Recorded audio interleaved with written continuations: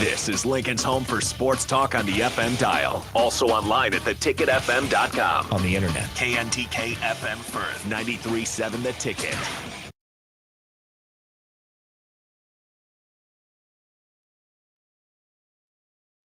Husker Nation, now is the time. Holy moly! Man, woman, and child did that. Put him in the aisle. Touchdown, Nebraska. Does he have enough? Is it long enough? It's going to be tipped and caught. It's caught. How many tackles can one man break? He's to the 20. He's to the 10. He's all the way. Totally unbelievable. It's game day in Lincoln, America, and this is the A1 Automotive Ticket Tailgate Pregame Show. Check this out. The A1 Automotive Ticket Tailgate Pregame Show is powered by General Fire and Safety, Raisin Canes, Perch Merch, Sunbelt Rentals, Mullen Motors, Select Plumbing, and the Kindler Hotel. Come on. Get up and get loud, Husker fans. The A1 Automotive Ticket Tailgate Pregame Show starts now.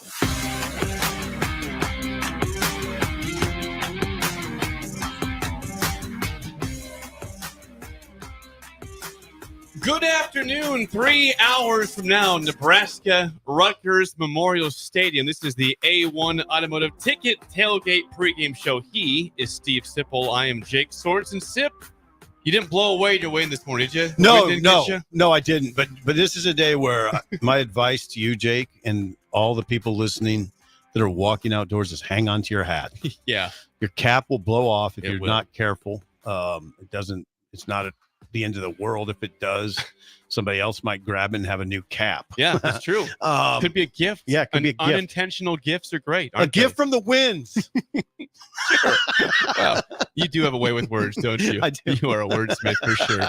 You are a wordsmith. I do. How are you doing, Jake? I'm doing well. Winding back the clock. I was out late last night, but I've recovered. I feel great today. Had some coffee. Had some coffee? I got like 10. I got 12 people from my family in town today. That's a lot for the weekend for homecoming. So it's a big event going on. That's here. a lot of family here. That's a lot of stress. Well, we're having a good time. You can handle it. We're having a good time. Where are you going to watch the game at? I'm going to be at the stadium. You're going to the as stadium. will everybody here besides Elizabeth and Brooke. You're going to the stadium. Yeah. So we have, I think, of our 12 people, 10 are going to the game. You're kidding. Are y'all sitting together? I will be in a different section. Me and Taylor and our friend Scott will be in a different section. Everyone else is in the shade of the West Stadium. Taylor is your wife's brother. That's right. And he looks almost, the smile's almost exactly alike. It's amazing. Yes. And then Kendi. You can tell they're related. And so then Kendi's your sister-in-law. And she lives in Tallahassee. Tallahassee. Hey, her words, not mine, not yours. Her words there. So Tallahassee. So here we are, Jake. And yes. what game is this? This is Nebraska against Rutgers, the 6th game of the season, the midway point already of the 2024 Husker football season is here today. It's going to be about 94 degrees around kickoff. It's already very gusty. It's going to be up to 40-mile-per-hour gusts out there. I think consistent winds of 20 to 25 miles per hour. So I was watching Game Day before this. I don't watch it very often, but I was watching Game Day. At Cal. Yeah, which is, again, it was dark at 6 a.m. that time, 8 a.m. this time. I watched the very end. I saw them doing their picks. Yeah. And 3 of the 5 picked Rutgers to win. Nick Saban picked Rutgers. Pat McAfee picked Rutgers. Desmond Howard, to no one's surprise at all, picked Rutgers. Kirk Herbstreit and Marshawn Lynch both picked Nebraska. As long as Marshawn's on Nebraska's side. We got Marshawn. The Nick Saban picked Rutgers. That concerns me. He did. That concerns me. And the reasoning is because they saw the forecast. It's going to be windy. Right. They said that doesn't help Nebraska's air attack today. No, it doesn't. Nebraska has issues with kicking the football. We all know that. Mm-hmm. They have problems. Mm-hmm. Advantage run game, which might be advantage to Rutgers. Right. Is why they said that. Right. For many years, we never really pondered the wind much here, right? No, we did not. Didn't have to. Because Nebraska was going to run the ball. It wasn't going to throw it much at all. And it didn't matter. But it's kind of funny now in this new iteration of Nebraska football, we do this thing where, well, what's the wind like? How's it going to affect Nebraska? The good news in that conversation is you don't have a smallish little quarterback with a middling arm. You have a 6'3", 230-pounder that with the flick of the wrist throws 40-yard passes. Now sometimes he'll have to set in this wind and really, really hammer it into the wind, but he can do that. So I don't, you know what? I don't worry about that conversation much. You have big receivers, big hand receivers, a big quarterback, a big tight end that you need to get more involved in this game. I think Fedoni's a big part of this game. I think they'll be fine. The running game, though, concerns you. It should. Yeah, it does. It concerns you on both sides. Rutgers' running game concerns me, and the lack of production with Nebraska's basic handoff running game concerns me. Well, again, we saw last week against Purdue. Yeah. A team that does not stop the run well. They stopped Nebraska's regular run game pretty easily. Ja'Cory Barney, again, in the jet sweep, 4 carries, 66 yards, the long touchdown to put the game away in the fourth quarter. If you're Rutgers, now Greg Schiano's a smart guy. He's been around for a long time. He's a great defensive mind. This year, their defense is not elite. It's still good, not what it has been in the past. But you have to know that he's preparing for that. Oh, yeah. Watch for Barney on the sweep. Watch for Nair possibly on a sweep. They're going to be prepared. Jalen Lloyd. That's it's a disciplined team. They're well trained, and I would expect that they have that sniffed out for the most part. Yeah, they got it. So you can maybe run some sort of counters. Nebraska, it's up to Nebraska to adjust. They will. They know. I mean, if we're talking about it on the radio, Marcus Satterfield, Nebraska's offensive coordinator, understands that they're going to make it. That Rutgers is going to make adjustments. Now, as far as that running attack goes that you mentioned, Nebraska's running backs carried 23 times for 84 yards against Purdue's defense. That's got to get better. It's got to get better. I do think Nebraska, even with the wind, will move the ball today. But, you always got to – there's always that old axiom that you got to run it when you have to, when you third and shorts. First down's a big down. It is. You don't always want to be 2nd and 9 or 2nd and 10, which there's been a lot of. Yeah, it has been. But again, Dylan is so elite as a quarterback. I'm going to say elite already. He's elite. He's an elite quarterback that he's just – again, these are things that in the past you'd say, well, it's 3rd and 10, just punt. Just punt. Just get out of there. It's going to be a negative play or something.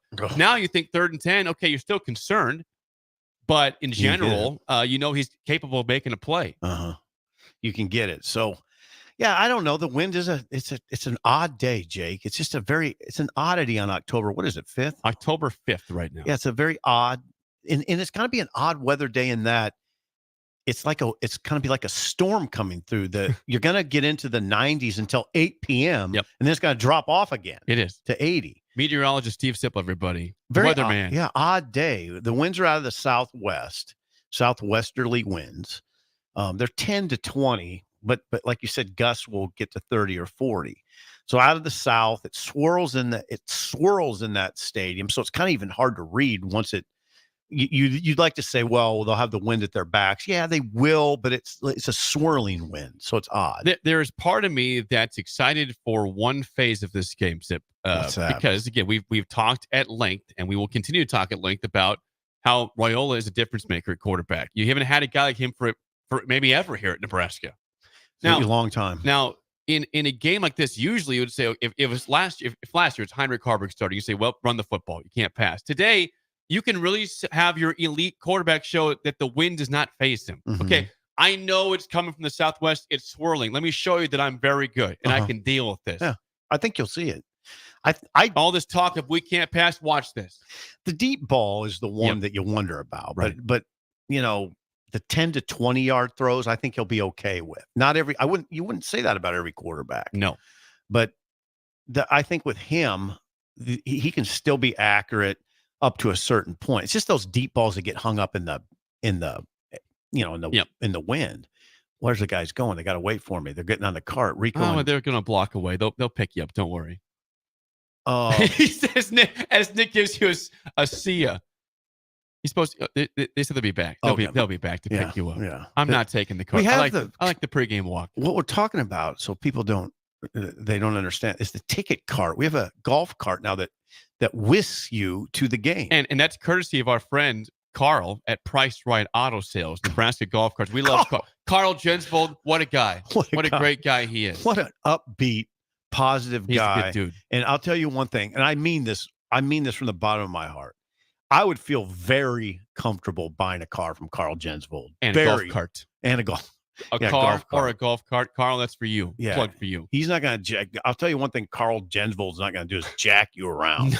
No, he's a good dude. Yeah, he's a good dude. By the way, if you're out there listening, shoot us a comment on YouTube where you're listening from. Yeah. It's like a short roll call. I don't need roll call. 402-464-5685. Appreciate you guys chiming in. We are now officially on the video out there, by the way. Get that figured. Thanks to Harrison. Harrison is a G. Harrison Orange. Another plug. Another shout out. Harrison's doing great work over here. Harrison, I still think of him as like a 21-year-old intern. He was once the early break producer. He's a grown man now. He is. Yeah.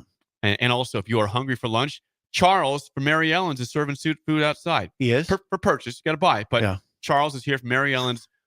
Burnt ends. I think you're on there. Pulled pork. That sounds like a delightful lunch right now. I noticed that you emphasized that because you were thinking I was looking for a freebie, weren't you?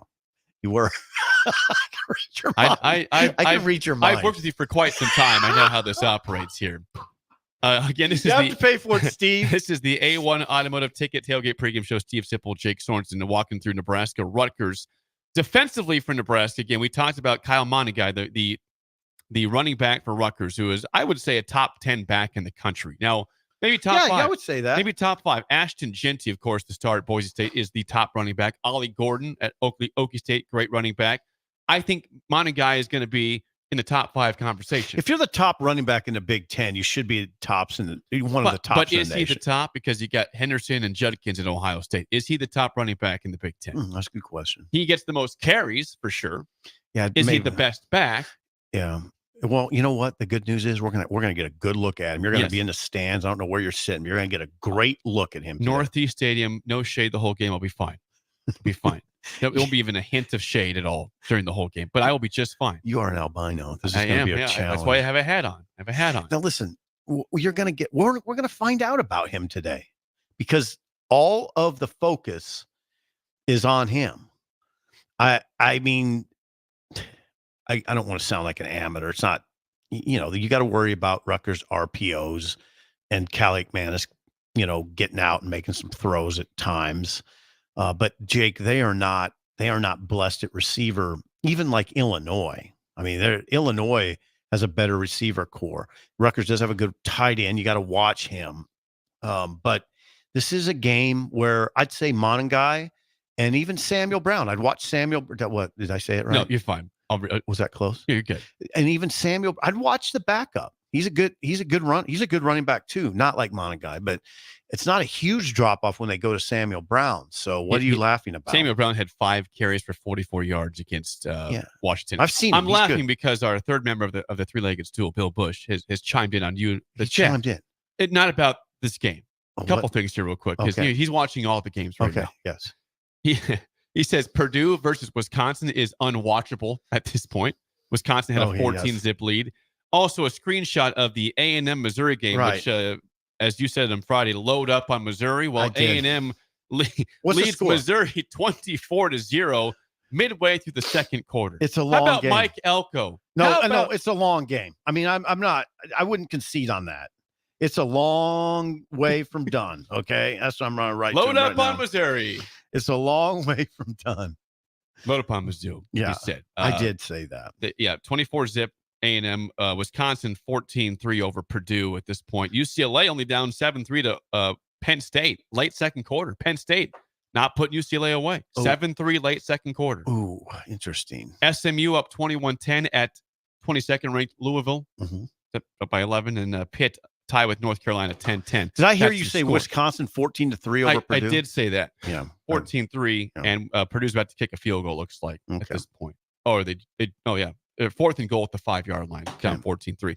Nebraska, though, again, we say this a lot, but it has to be addressed. It's a problem. We just went through the good things of Raiola. Today, as we talk about these swirling winds, you have a team that can't make a field goal and has issues in general and special teams. Now, as Bill pointed out on Friday, one thing that's going to come and play today a lot is this punt return game, especially if it's coming downwind. And the punter's rolling out and kicking that low line drive. The Rutgers punters. I'm concerned about the fielding of Nebraska. And that's you should be. Obviously, I'm concerned about the kicking game in general, but I'm concerned about that cropping an issue up here. Sure. I mean, they have, like Bill described on the air yesterday, they have an Aussie punter. He'll roll out to his right and kick line drives, and the ball will roll. And this would be an issue for any team, not just Nebraska, that return man has to field the ball, and sometimes he's got to field it like a shortstop, right? He's got to field a ground ball cleanly. So I would watch for that, and you don't want to get in a position either when you let the ball roll and it rolls an extra 18 yards. So that is definitely something to watch. Nebraska's special teams in general, obviously, are something to watch. Nebraska ranks, I don't know, like 128th nationally in net punting. It's not that it's not like Buschini is shanking the ball much. Sometimes he's out kicking coverage. It just hasn't been a good operation. But Buschini he does have a strong leg. They just got to get the operation going. The thing everybody's wondering about is the long snapping. And that's just a wait and see. You just kind of like, when it's time to kick a field goal, the problem will be in Memorial Stadium, there'll be a tension. There'll be a palpable tension. That's the unfortunate part of this whole thing is those kids now know everybody's watching them. That they somehow got to have the mindset of doesn't matter. Just pretend like I'm in my backyard hiking to my friend, snapping to just my like friend. That. Yeah. Well, somehow you got to get in that mindset. Something's got to change mentally. Right. I think so. There is, again, I don't know if it's the yips at this point, I don't long know. snapping, but we have commented previous to this year that we never even talk about it. It's been such a blessing here that for years you haven't heard. Years. When's the last time we talked about a bad snap in special teams? It's about, hey, bad kick. You blew the kick. Not about the operation. It's the operation right now. The entire thing is off. Yeah, and it has been. It wasn't just a one-game thing. This is something that sprung up a few weeks ago, but it really reared its ugly head against Purdue. That's when it became very obvious. Against Illinois, when they missed the 42-yarder in the fourth quarter, Nebraska, it wasn't perfect. The operation wasn't perfect, and the head coach made mention of it. But then it really became a situation at Purdue, and the fan base reacted. I think they're sort of astounded because of what you said. Just haven't seen it. You do see it around college football, but we haven't seen it here. So what's that look like today? I don't know. What does Nebraska do in situations? How does Satterfield call plays in the context of their struggles with field goals? I mean, do you call it a little differently not just on fourth down, not just on third down? Do you call the whole thing differently, knowing that we can't kick a 40-yarder probably? Or maybe you have to. See that there's always that conversation too, Jake, that's uncomfortable, that we don't have all of the information when we go into our commentary because we don't know how it looked in practice this week. But it hasn't mattered, though. We've been told it's been better in practice and it hasn't changed in the game. It's the same thing we talk about all the time, that if somebody has yips when it matters, they could be great in practice. And it's just when the lights are on. It's true. And the guy, the players are coming at you. It's different. It's different. But as a team, you feel better if in practice it looks good. And then that would help those long snappers, Aiden Flagg and Camden Watucky. It would help them mentally to know we're doing it. We're doing it in practice. Let's take it to the game. That's why, again, I know people are nervous as hell, rightfully so, to kick a field goal. But if you have a chance to make a 25-yarder, like you want to score the touchdown. If it's 4th and goal at the 7, kick it. You should early on. At least. But now what do you do? What do you do? If they miss it, they know we can't do it again. But here's the question. That's exactly what I mean. What if it's 4th and 7 and 4th and goal at the 7 in the first quarter? Are you kicking or are you going? It's going to be very telling about what Matt Rule thinks about this team and the kicking at that moment. Right. And then the wind should not, again, at the 7-yard line, the wind should not be a factor. Major factor, no. We're just talking about operation. Right, it's operation. It's operation at that point. Now, it's an extra point. Why else are people nervous? And there's a lot of anticipation for this game because of where it sets up in the schedule. This is a big game for Nebraska. It's not a must-win. It's that's depending on what your goals are.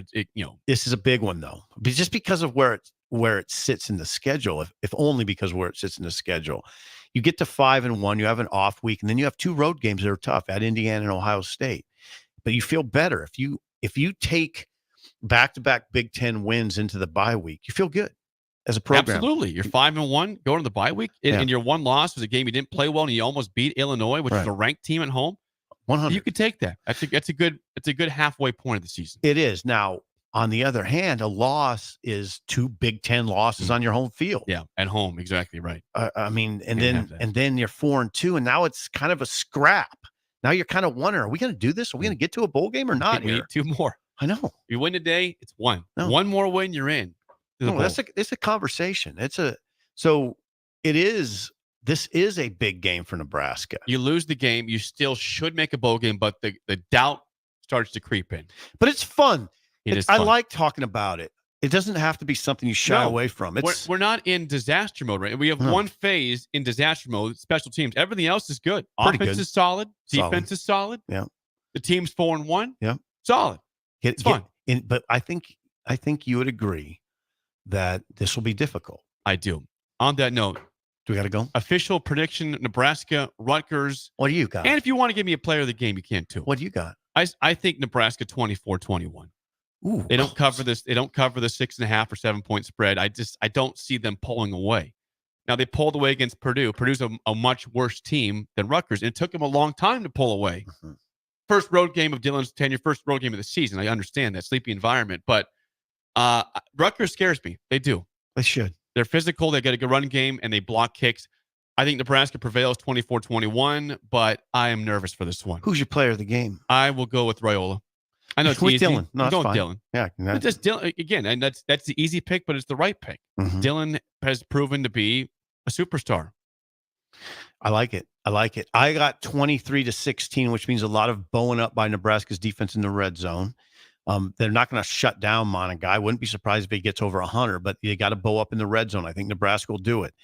23-16. My player of the game, Sierra Wright, will have a critical pick in the second half to help hold off Rutgers. Sierra Wright is my pick for player of the game. All right. That's it for us. We're off to the game ourselves. Up next is Jay Foreman and Nick Sainer at the Kindler Hotel. This is the A1 Automotive Ticket Tailgate Pregame Show. More next here on The Ticket. Perch Merch is your one-stop shop for all your printing and promotional needs in Lincoln, Nebraska. They specialize in screen printing, embroidery, vehicle wraps, window wraps, print collateral, promotional products, and signage. At Perch Merch, they are committed to delivering high-quality products and exceptional customer service. Their experienced team of designers and printing professionals will work with you every step of the way to ensure that your vision is realized. Call for a quote today at 402-217-5212 or go to perch-merch.com. At Jimmy John's, we don't make sandwiches. We make the sandwich of sandwiches. We use fresh veggies because we don't hate salads. We just feel bad for them. We make our sandwiches exactly how you want because you're the one who's eating it. And we bake bread all day, every day because stale bread isn't bread. It's croutons. Sandwich history is written by the victors. Good thing we have legible handwriting.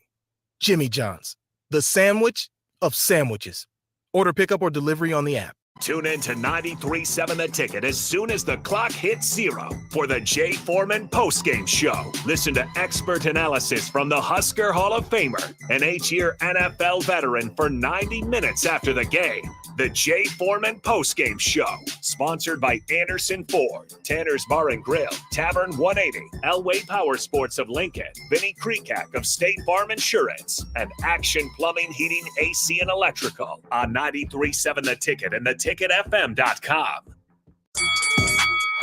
Come enjoy a show of the Midwest's best boxing on Saturday, October 5th with Roughnecks at the Complex, the former location of Champions Fun Center. 8 bouts are scheduled for the night, including the main event of Dwayne Johnson and Jack Lawless Frericks in the professional middleweight championship bout. Doors open at 6 p.m. with first bout at 7 p.m. Learn more about the boxers and buy tickets at thecomplexlincoln.com. It's game day at Raising Cane's. If you want to order like a champ, it's the action off the field you need to focus on. The only play you're running is chicken. So what combo are you picking? Make it a perfect season. We've got tailgates of hand-battered, cooked-to-order chicken fingers and cane sauce, and jugs of freshly made tea and lemonade. All available to order online or on our app. Touchdown! This season is about to be unbeatable. Raising Cane's Chicken Fingers, one love. Once in a lifetime event. You miss it, it's gone forever. It's Schaefer's 78th anniversary extravaganza. Maybe a little dramatic, but you get the point. It's Schaefer's 78th anniversary. Our celebration means savings for you on top names throughout our huge TV gallery.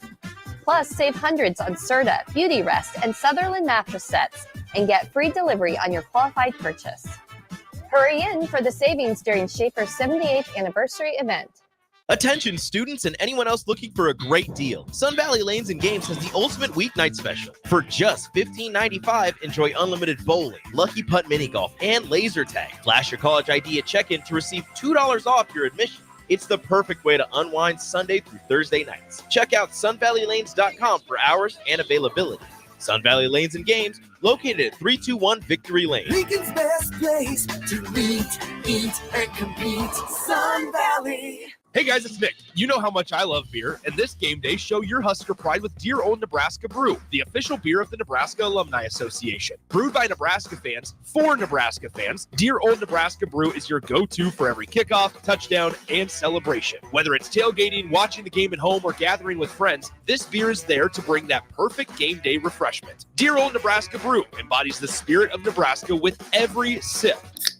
So crack one open and let the good times roll. Dear Old Nebraska Brew, the official beer of Nebraska alumni. Please drink responsibly. General Fire and Safety has been keeping Lincoln businesses and commercial structures safe for more than 50 years. From a simple fire extinguisher to full fire suppression systems, Lincoln has trusted General Fire and Safety to provide top-of-the-line products, installation, and maintenance. If you're starting a new business in a brand new building, call on General Fire and Safety to help you plan a fire safety system that fits the specific needs of your business, employees, and customers. Call General Fire and Safety today at 402-261-0116. The Kindler Hotel in downtown Lincoln is a boutique hotel experience unlike any other in the area. Their 45 well-appointed rooms take inspiration from the history of Lincoln. Their double queen rooms are great for guests traveling with family, and the suites are great for a business trip or romantic getaway. No trip to the Kindler is complete without a handcrafted cocktail from Boitano's Lounge on the main floor, with comfortable seating options both inside and on the outside patio. Book your room today at thekindlerhotel.com in Lincoln at 11th and P. Wall to Wall Wine and Spirits is your place in North Lincoln to go for all your needs in wine, spirits, and beer. They also have a large variety of cigars in their walk-in humidor, and they have a top-notch walk-in, temperature-controlled, high-end wine bar. Plus, you can enjoy free samples from their tasting bar. There's only one place to go for all your needs for wine, beer, spirits, and cigars. Wall to Wall Wine and Spirits on North 27th Street in Lincoln.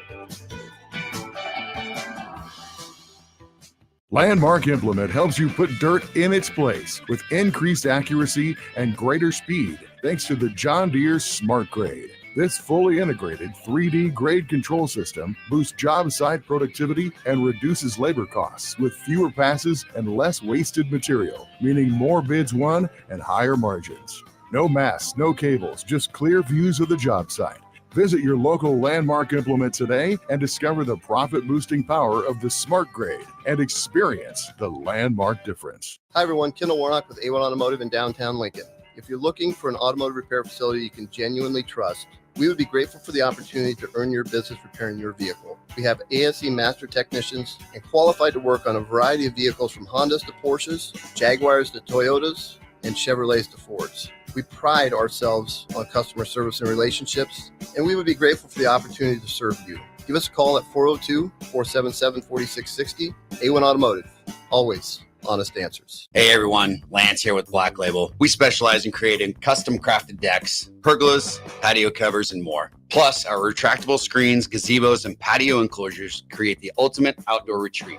With over 50 years of combined experience, we're not just builders, we're creators of unforgettable memories. Call them today at 402-730-6333 or visit blacklabelbuilt.com for a free consultation. Let's turn your backyard dreams into reality. Black Label Built, built to serve, built to last.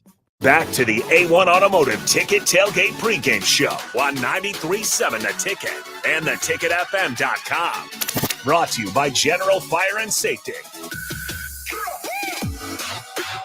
It's 2.5 hours until kickoff between Nebraska and the Scarlet Knights of Rutgers. Welcome in. We are live from the Kindler Hotel for this segment. Nick Sainert, Jay Foreman with you.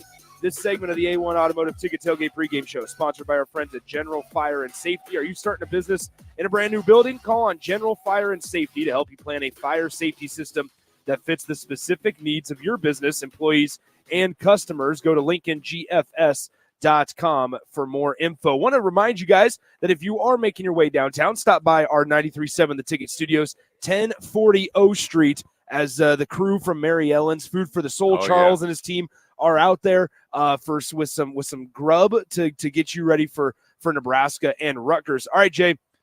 Once here we are again. We find ourselves at the Kindler, great spot. Oh yeah. But Nebraska getting ready to attempt and win their 5th game of the season. They're sitting there at 4-1. Right. The one blemish on your record was the last Big Ten home game that you played against the Illinois Fighting Illini, coming off of a road win against Purdue.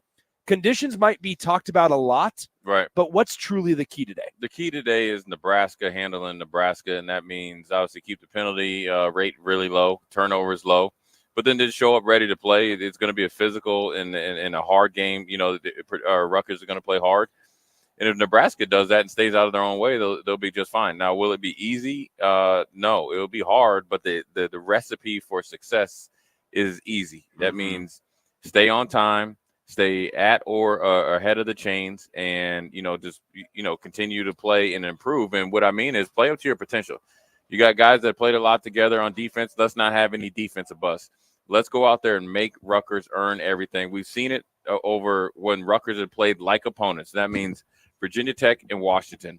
Both teams handed the game to Rutgers on a silver platter, and Washington was multiple times. We did that against Illinois. So let's right the wrong and learn from our mistakes. And look, you can't go back and change the past. Now let's just look and say, hey, listen, you know what? We got a wake-up call. We went on the road in a weird time, a situation of a game time, got it going in the second half, and really started to gain some confidence because we made some serious adjustments at halftime in our approach to the game, which led to explosiveness and obviously defensive domination in the second half. Let's do it again against a team that we match up well in Rutgers. With the obviously the wind the way it is, and gusts are up to like 30, 40 miles per hour today at times. Special teams are going to play a part. Sure. I feel like we say the same thing every single weekend, right? Special teams are going to play a part. But it feels like this is a game that Nebraska's defense could really be put like kind of their stake on the game. Right. And we could be walking away going, yeah, you know what? Nebraska's defense today – in contrary to what Tony White said a couple of weeks ago at his press conference of you got number 15 on the other side for you balling and putting up 24 points, you got to help him out. Right. This could be a game that we walk away going, the defense allowed the offense to maybe not have their best game, right, or sexiest game, right, but they still got the job done because of the conditions. Conditions, and it's going to be based on when you have the wind at your back, and that's not as easy as people think. Just because you have your wind at your back doesn't mean you're just going to go Air America, because you have to be very detailed and very fundamentally sound when you're throwing with the wind at your back. You can actually overthrow things and kind of maybe rely on the wind too much. So, at the end of the day, Nebraska needs to play Nebraska football, but this could be a game based on what Rutgers does well and what Nebraska can and has done, even though we need it for a longer period of time, does well themselves. I feel the matchup is good for Nebraska. And it could come out of the game where, okay, this is the game that we saw the defense come together. We've seen it in parts, and we've seen the depth get developed.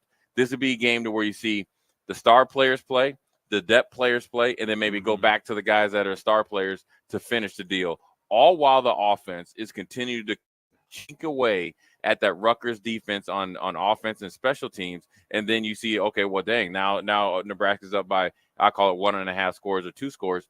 And then it's a pretty good victory. Is it going to be an ugly game? It's not going to be a game where you're going up and down the field, but it's a game that this defense, as they're riding over to the game, the mindset has to be, we will and have to win this game. This is a game at game 6. Yeah. Essentially halfway through the season, we put our stake on the season as we move towards trying to make a bowl game.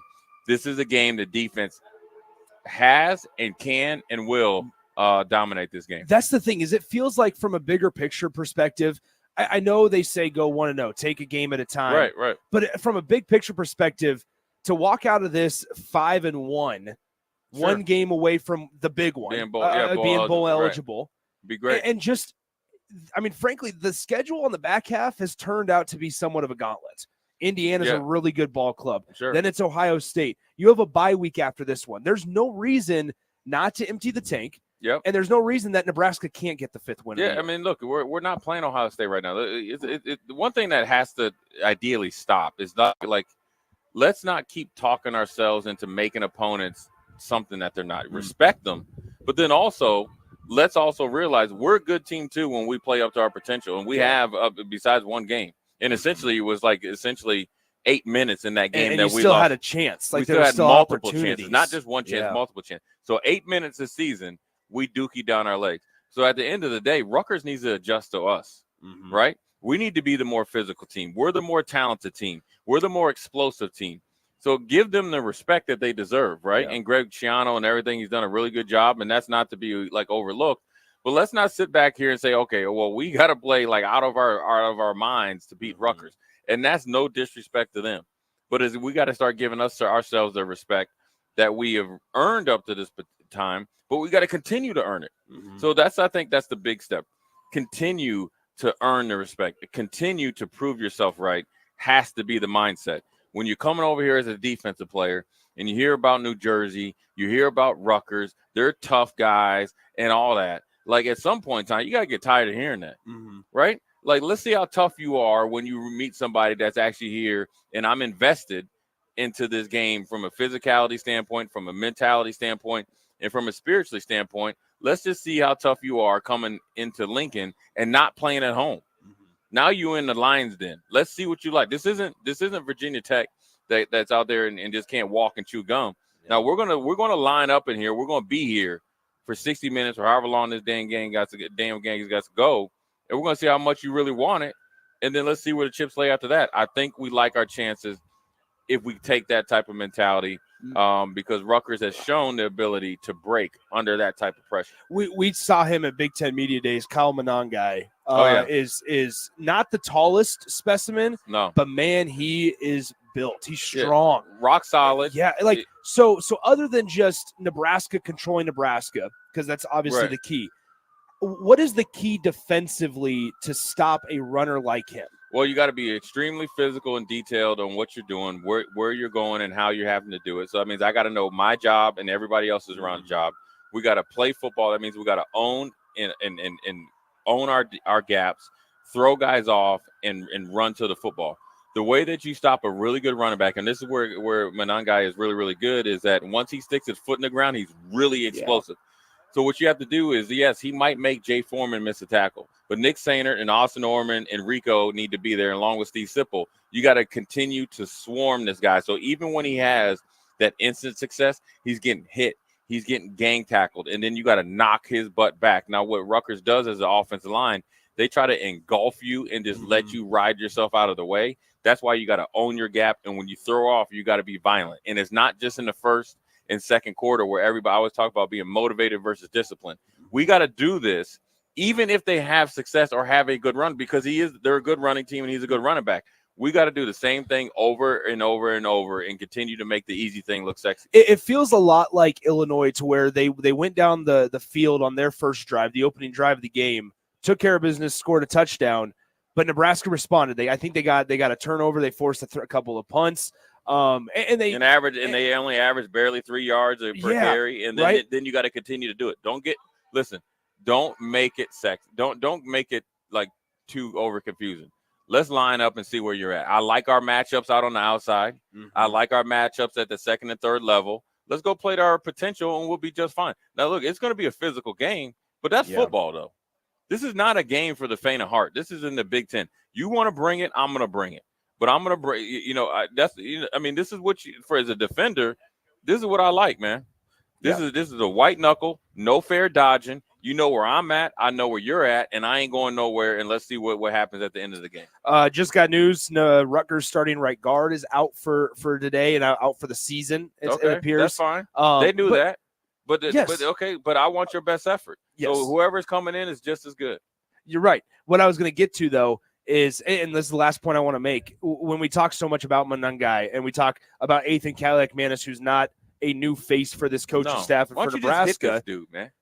Here's this question. Here's this for you. Okay.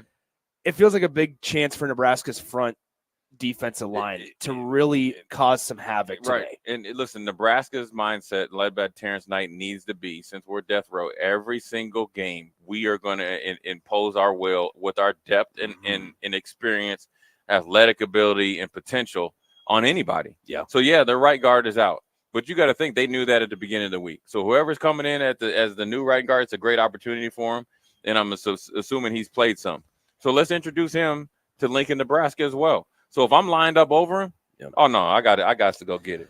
I got to go get it and come back with it. Jay, before we close out here, once again, this segment brought to you by our friends at General Fire and Safety. Visit them online at lincolngfs.com for more info. What do we how do we see this one unfolding today? Well, I mean, considering the wind and stuff like that, I think really the elements only come into play when you let it come into play. I think Nebraska is obviously more used to this type of wind. Obviously, I would call it the Hawk. I view this game right here 27-19. Okay. 27-19. Maybe 27-20. I think they get a late field goal late. I think Nebraska ends up holding. I think it's going to be a tight game early. Yeah. Nebraska goes on a run.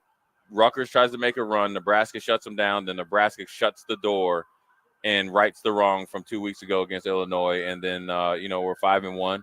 And then we got to deal with success for 2 weeks. There he is. There he is, ladies and gentlemen. But then, we'll win this game. I'm gonna go similar. I don't want to copy Jake Sorensen's score exactly. I think it's going to be lower 20s for Nebraska, 24-ish. Yeah. To like a 14 type of game. I like that. 24-14 potentially, like maybe that. I like 24-13, somewhere around there. I think Nebraska wins this one. Similar, I could see this going also to where it feels like Rutgers doesn't really have much of a chance, but the scoreboard doesn't indicate that it's such a wide because margin. of the way they play. They try to condense the game. I can see it could be a lot closer than imagine it looked.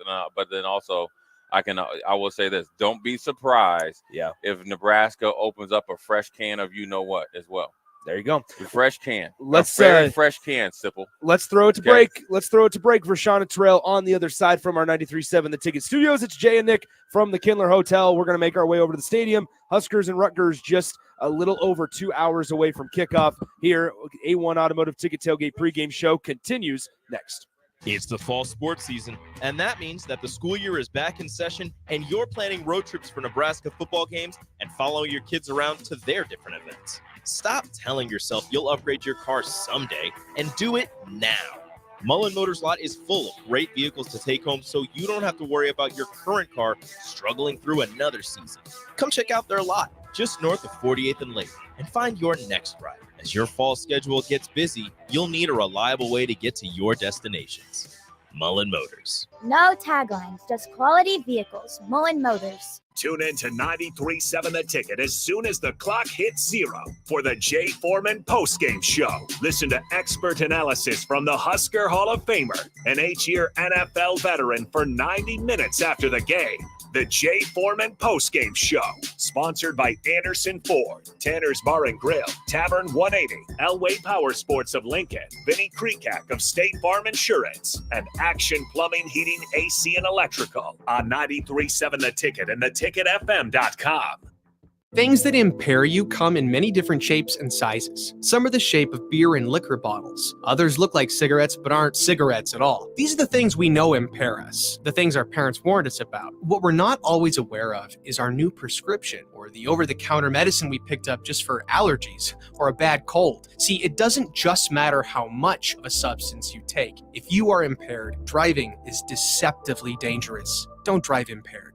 Paid for by the NDOT Highway Safety Office. Hey everyone, Lance here with Black Label. We specialize in creating custom crafted decks, pergolas, patio covers, and more. Plus, our retractable screens, gazebos, and patio enclosures create the ultimate outdoor retreat.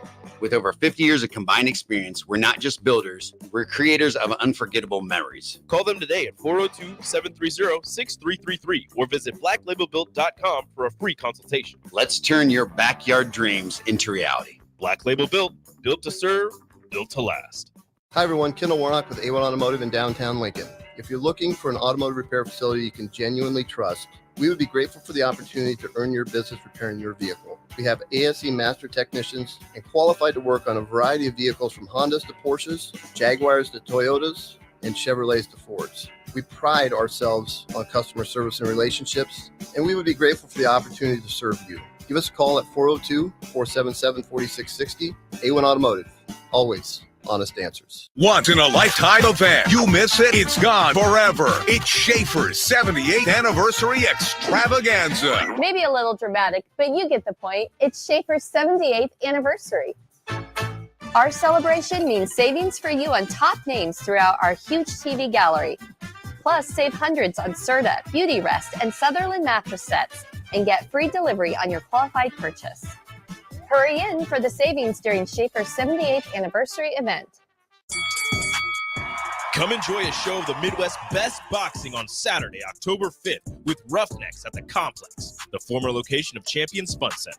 8 bouts are scheduled for the night, including the main event of Dwayne Johnson and Jack Lawless Frericks in the professional middleweight championship bout. Doors open at 6 p.m. with first bout at 7 p.m. Learn more about the boxers and buy tickets at thecomplexlincoln.com.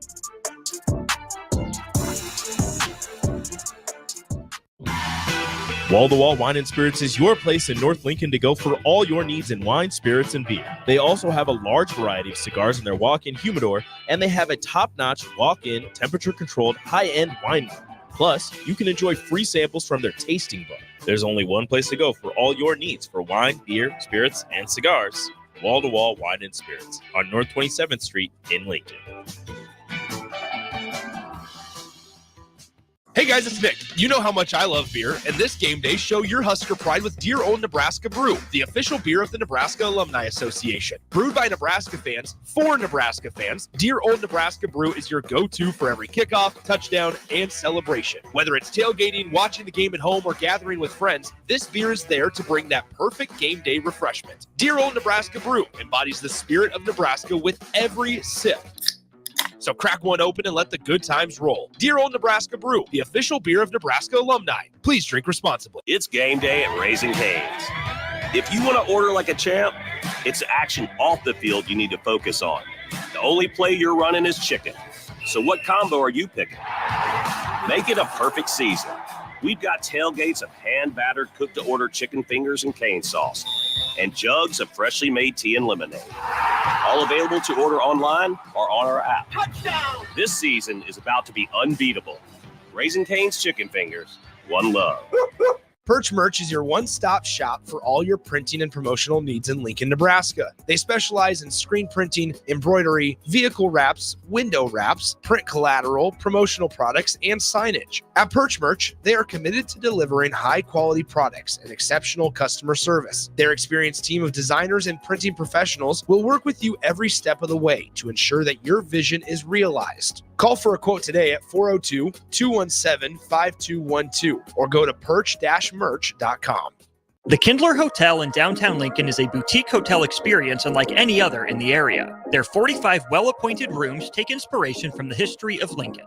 Their double queen rooms are great for guests traveling with family, and the suites are great for a business trip or romantic getaway. No trip to the Kindler is complete without a handcrafted cocktail from Boitano's Lounge on the main floor, with comfortable seating options both inside and on the outside patio. Book your room today at thekindlerhotel.com in Lincoln at 11th and P. Ever wish you had another light switch on the other side of the room on a dark night? How much better would you sleep at night if you had a ceiling fan in your room? The High Electric Service Department is here to make your electrical what-ifs a reality. Whether you're looking to replace some outdated light fixtures or brighten up your counters with under-cabinet lighting, High Electric can handle all types of residential electrical installations and services. Give Erica a call at 402-466-6606 or visit high-electric.com to get started. This is Shane Podliska, mortgage lender at Lincoln Federal Savings Bank. I'm here to help you achieve your goal, the American dream of home ownership. Whether you're buying your first home or looking to refinance, I've got the experience and know-how to make it happen. So let's tackle this together. Call me, Shane Podliska, and let's get you into the end zone of home ownership. Member FDIC, Equal Housing Lender. Go Big Red. Personal banking like you remember. If you're a homeowner or a business owner, you have a lot of projects, and no one has an unlimited budget or time. Sunbelt Rentals makes all jobs less stressful with no need to purchase large equipment or hire a crew. You can do it yourself with rentals and everything from aerators and power rakes for spring yard work to stump grinders, concrete mixers, tile saws, and more. Check out their inventory in Lincoln, north of Cornhusker Highway on 56th Street, or online at sunbeltrentals.com. Back to the A1 Automotive Ticket Tailgate Pregame Show on 93.7 The Ticket and theticketfm.com. Brought to you by Sunbelt Rentals.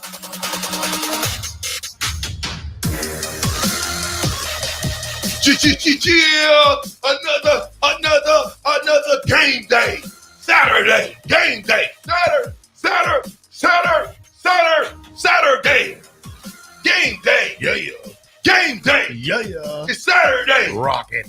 Game day. Rocket. It's Saturday. Rocket. Game day. Rocket. It's Saturday. Rocket. Same day. Open the door for Toby. Yeah. We got to get Mr. Wright in the building with us because it's only 15 minutes of rocker, soccer, football coming to Lincoln, Nebraska. Woo! Now what? Man, shout out to Mary Ellen out there. If you ain't got nothing to do and you walking around, come out here and get you a plate outside of the Ticket 93.7 with Mary Ellen. They got some good food out there.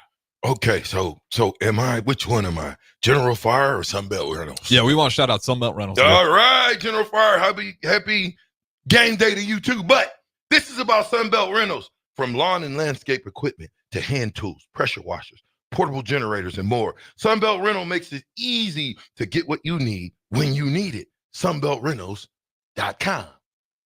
Now, game day, Rutgers. Okay, big time game. The lights are on. You have a chance to go, 4-1 or 5-1? 5-1. For the first time in many moons. Here's what I'm going to tell you. Your energy level better be through the roof. Because you got a Rutgers team that, and you know, Terrell, I thought about something you said. You said bulletin board material too. Because they ain't beat us. 0-7 or 0-6. You don't think they're coming in to get a win? If they beat us and they're 0-6, what that means is they just won the championship or one of them. They're going to brush the field. We can't let that happen. I'll yield the floor to the black shirt. Well, you know, this game is important to the whole team, not just defense, offense, special teams.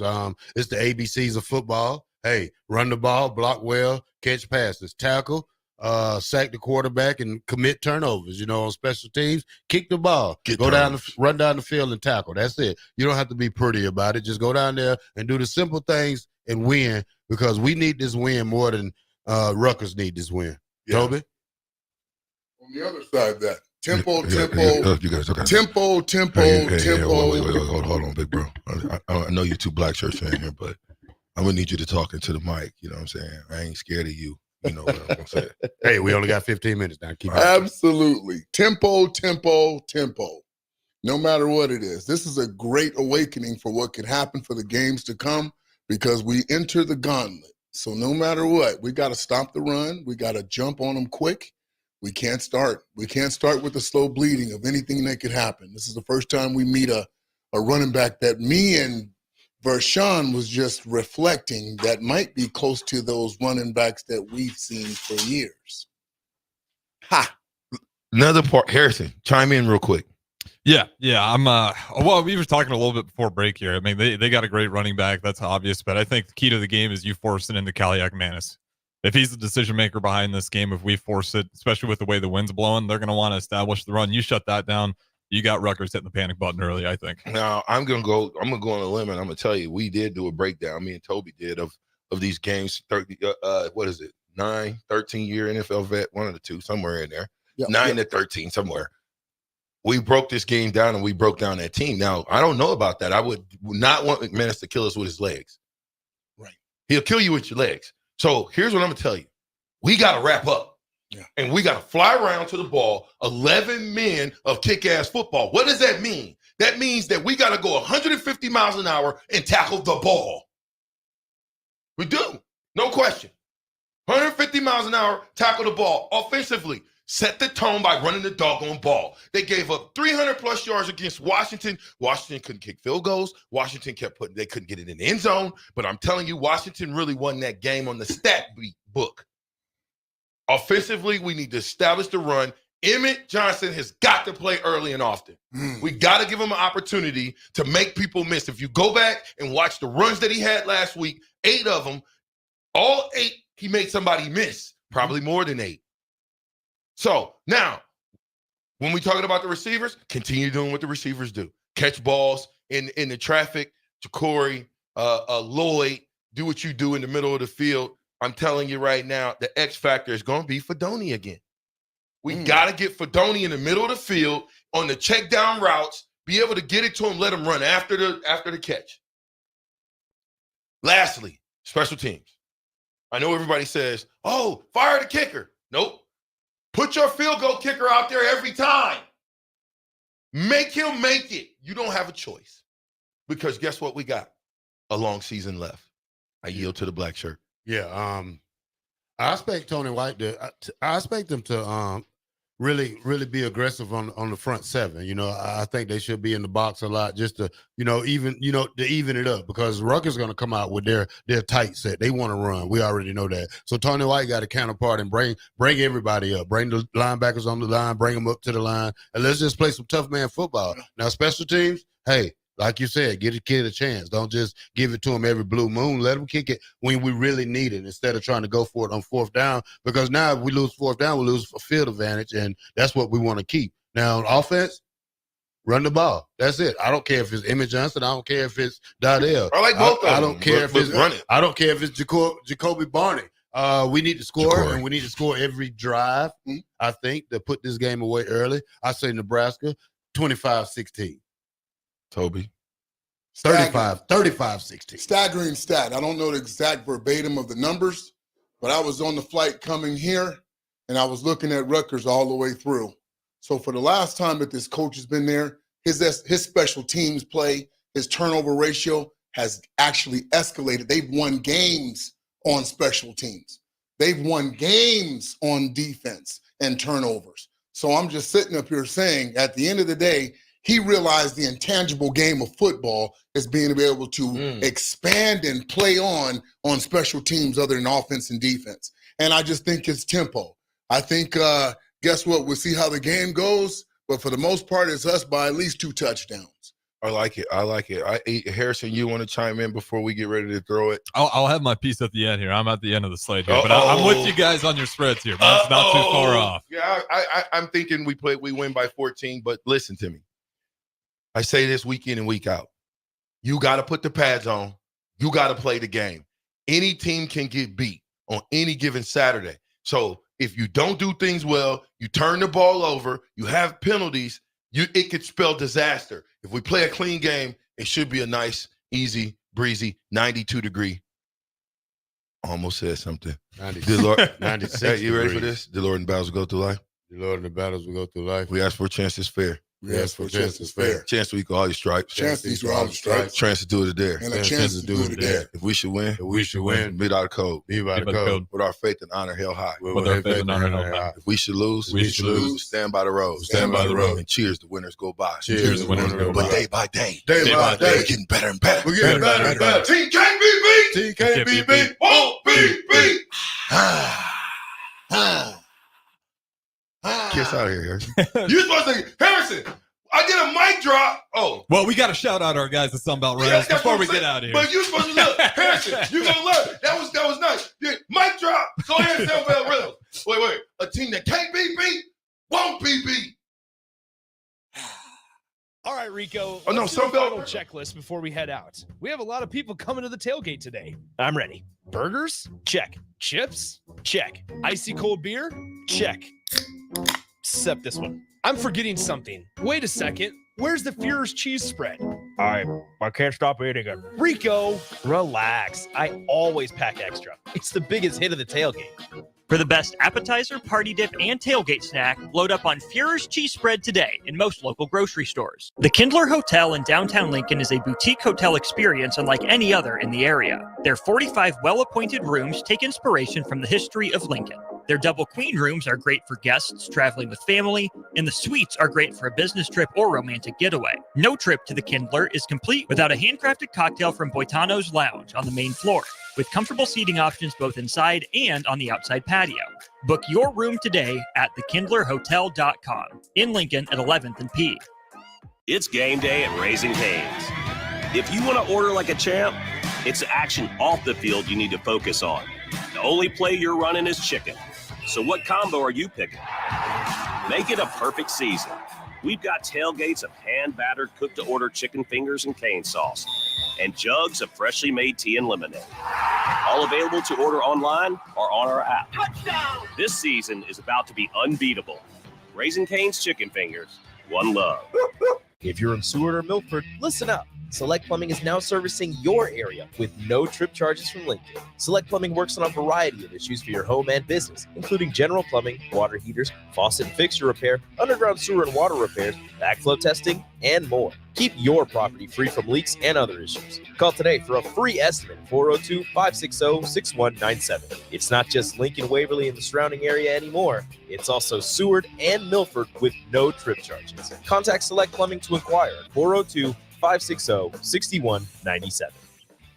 Perch Merch is your one-stop shop for all your printing and promotional needs in Lincoln, Nebraska. They specialize in screen printing, embroidery, vehicle wraps, window wraps, print collateral, promotional products, and signage. At Perch Merch, they are committed to delivering high-quality products and exceptional customer service. Their experienced team of designers and printing professionals will work with you every step of the way to ensure that your vision is realized. Call for a quote today at 402-217-5212 or go to perch-merch.com. At Jimmy John's, we don't make sandwiches.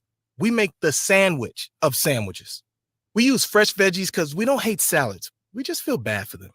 We make our sandwiches exactly how you want because you're the one who's eating it. And we bake bread all day, every day because stale bread isn't bread. It's croutons. Sandwich history is written by the victors. Good thing we have legible handwriting. Jimmy John's, the sandwich of sandwiches. Order pickup or delivery on the app. This is Lincoln's home for sports talk on the FM dial. Also online at theticketfm.com. On the internet, KNTK FM Firth, 93.7 The Ticket. It's the fall sports season, and that means that the school year is back in session and you're planning road trips for Nebraska football games and following your kids around to their different events. Stop telling yourself you'll upgrade your car someday and do it now. Mullen Motors Lot is full of great vehicles to take home so you don't have to worry about your current car struggling through another season. Come check out their lot just north of 48th and Lake and find your next ride. As your fall schedule gets busy, you'll need a reliable way to get to your destinations. Mullen Motors. No taglines, just quality vehicles. Mullen Motors. Come enjoy a show of the Midwest's best boxing on Saturday, October 5th with Roughnecks at the Complex, the former location of Champions Fun Center. 8 bouts are scheduled for the night, including the main event of Dwayne Johnson and Jack Lawless Frericks in the professional middleweight championship bout. Doors open at 6 p.m. with first bout at 7 p.m. Learn more about the boxers and buy tickets at thecomplexlincoln.com. Empower a child today with the Teammates Mentoring Program. Hope is only a conversation away when you choose to share your talent, time, and heart with a child. Together, you can build a relationship based on strengths and chart a brighter future, 1 week at a time. Find out how you can be a mentor by visiting LincolnTeammates.org. Become what you needed as a kid by joining the Teammates Mentoring Program today. Ever wish you had another light switch on the other side of the room on a dark night? How much better would you sleep at night if you had a ceiling fan in your room? The High Electric Service Department is here to make your electrical what-ifs a reality. Whether you're looking to replace some outdated light fixtures or brighten up your counters with under-cabinet lighting, High Electric can handle all types of residential electrical installations and services. Give Erica a call at 402-466-6606 or visit high-electric.com to get started. If you're a homeowner or a business owner, you have a lot of projects, and no one has an unlimited budget or time. Sunbelt Rentals makes all jobs less stressful with no need to purchase large equipment or hire a crew. You can do it yourself with rentals and everything from aerators and power rakes for spring yard work to stump grinders, concrete mixers, tile saws, and more. Check out their inventory in Lincoln, north of Cornhusker Highway on 56th Street, or online at sunbeltrentals.com. Mindel Footwear is your solution against sore feet, blisters, and poor footing. Don't just take our word for it. Take it from Sip, who said he's never had a pair of boots more comfortable. You won't find Mindel Footwear in any store, sold exclusively at MindelUSA.com right out of Sidney, Nebraska. They're so confident you will enjoy the comfort their boots offer. If they don't work out for you, they'll cover the shipping to return them. Use code THETICKET for free shipping because your feet deserve a treat too. Mindel boots, just try them on. General Fire and Safety has been keeping Lincoln businesses and commercial structures safe for more than 50 years. From a simple fire extinguisher to full fire suppression systems, Lincoln has trusted General Fire and Safety to provide top-of-the-line products, installation, and maintenance. If you're starting a new business in a brand new building, call on General Fire and Safety to help you plan a fire safety system that fits the specific needs of your business, employees, and customers. Call General Fire and Safety today at 402-261-0116. Back to the A1 Automotive Ticket Tailgate Pregame Show on 93.7 The Ticket and theticketfm.com. Brought to you by the Kindler Hotel. All right, welcome back, ladies and gentlemen. We're at the Kindler Hotel. I'm Adam Carricker. My man next to me is Amon Green. We're going to be with you for the next 15 to 20 minutes talking about Rutgers versus Nebraska. Before we get to that, make sure you book your stay at the Kindler Hotel in one of their 45 well-appointed guest rooms that provides luxury in the heart of downtown. Enjoy a drink at Boitano's Lounge while you're here and take in the outdoor patio. Book your stay at thekindlerhotel.com. All right, Amon, It's hot. I think that helps us a little bit. It's windy. Does that matter? Does that favor anybody? Not really, because both quarterbacks like to throw the ball. I say our quarterback more than theirs. McManus. I think I'm getting that right. Kelly McManus, yeah. Yep. It's easy to say. And he's a little bit behind Dylan on completion percentage, but no, I don't. It's got to be a part of the game, right? Mm-hmm. You still got to throw the ball regardless of the win. You got to figure out what throws you can throw. Yep. The deep ball is going to be a little different, mm-hmm. and that's where QB and receivers get together and be like, hey, look, it's windy, so maybe these routes are going to work at this point in time. But then run game, obviously, is going to be there, rain, sleet, or snow, and we know how we do it here in Nebraska and the way things going right now for the run game in the backfield. Of course, I love it. Mm-hmm. I have Dodell, being the lead dog, but then everybody else coming in and getting their little co-star play and carries in to keep a defense honest. You know what I'm talking about when I say that. Keep a defense honest. And so right now I like that part about what we got for our offensive side of the ball, and then obviously defense has been staying consistent and making it real interesting for opposing offenses out there. Mm-hmm. Last week, or I say between Purdue and the week before that with Illinois, where it went to overtime, it was really kind of a back and forth thing where they adjusted to all the adjustments that the other opposing team offenses were doing. Yep. So for me, I look at when it comes to the win, and I only bring it up because they brought it up on game day this morning when the 15 seconds they talked about us, and then 3 of the 5 guys picked Rutgers. Right, I saw that. I heard about that. But Kirk picked us, so we'll take that. And I think Marshawn Lynch picked us. Marshawn picked us. Shout out to Beast Mode. That's Beast my Mode. man Thank right you. there. Appreciate you, man. That's my man. All right, so I look at the wind. If it is really windy, all right, I like the quarterback with the stronger arm, which is clearly Dylan. Correct. But then you got to look at the run game. I can't say that if it becomes a run-first contest, because it's hard to throw the ball, I can't say that we have a stronger run game than Rutgers, so maybe it balances out over the course of the game. Correct. Is kind of what I'm getting at. When you look at the defenses, would you give the edge to our defense? And it's hard because Rutgers hasn't played a ton of tough opponents this year. Right. But they're a blue-collar, physical type team. That's who Greg Schiano is. That's what everywhere he goes. Even when it didn't work with the Giants, that's what he was trying to implement up in New York. Exactly. Comes back to Piscataway, and he's doing it again. Would you give our defense, which has been a good defense, okay, obviously the second half of Illinois didn't go quite the way people want to give Brett Bielema and his staff credit. I don't think they've been given enough credit for the adjustments they made in the second half. No. Would you give the edge on defense to the black shirts or to the boys from Piscataway? I say a little bit to us, and it's a slight edge. Mm-hmm. And it's because, one, we're at home. We got that. I like it. We got home field advantage there, so that's the only difference I would give. Because on the road, it's a little bit, for you guys, it's louder.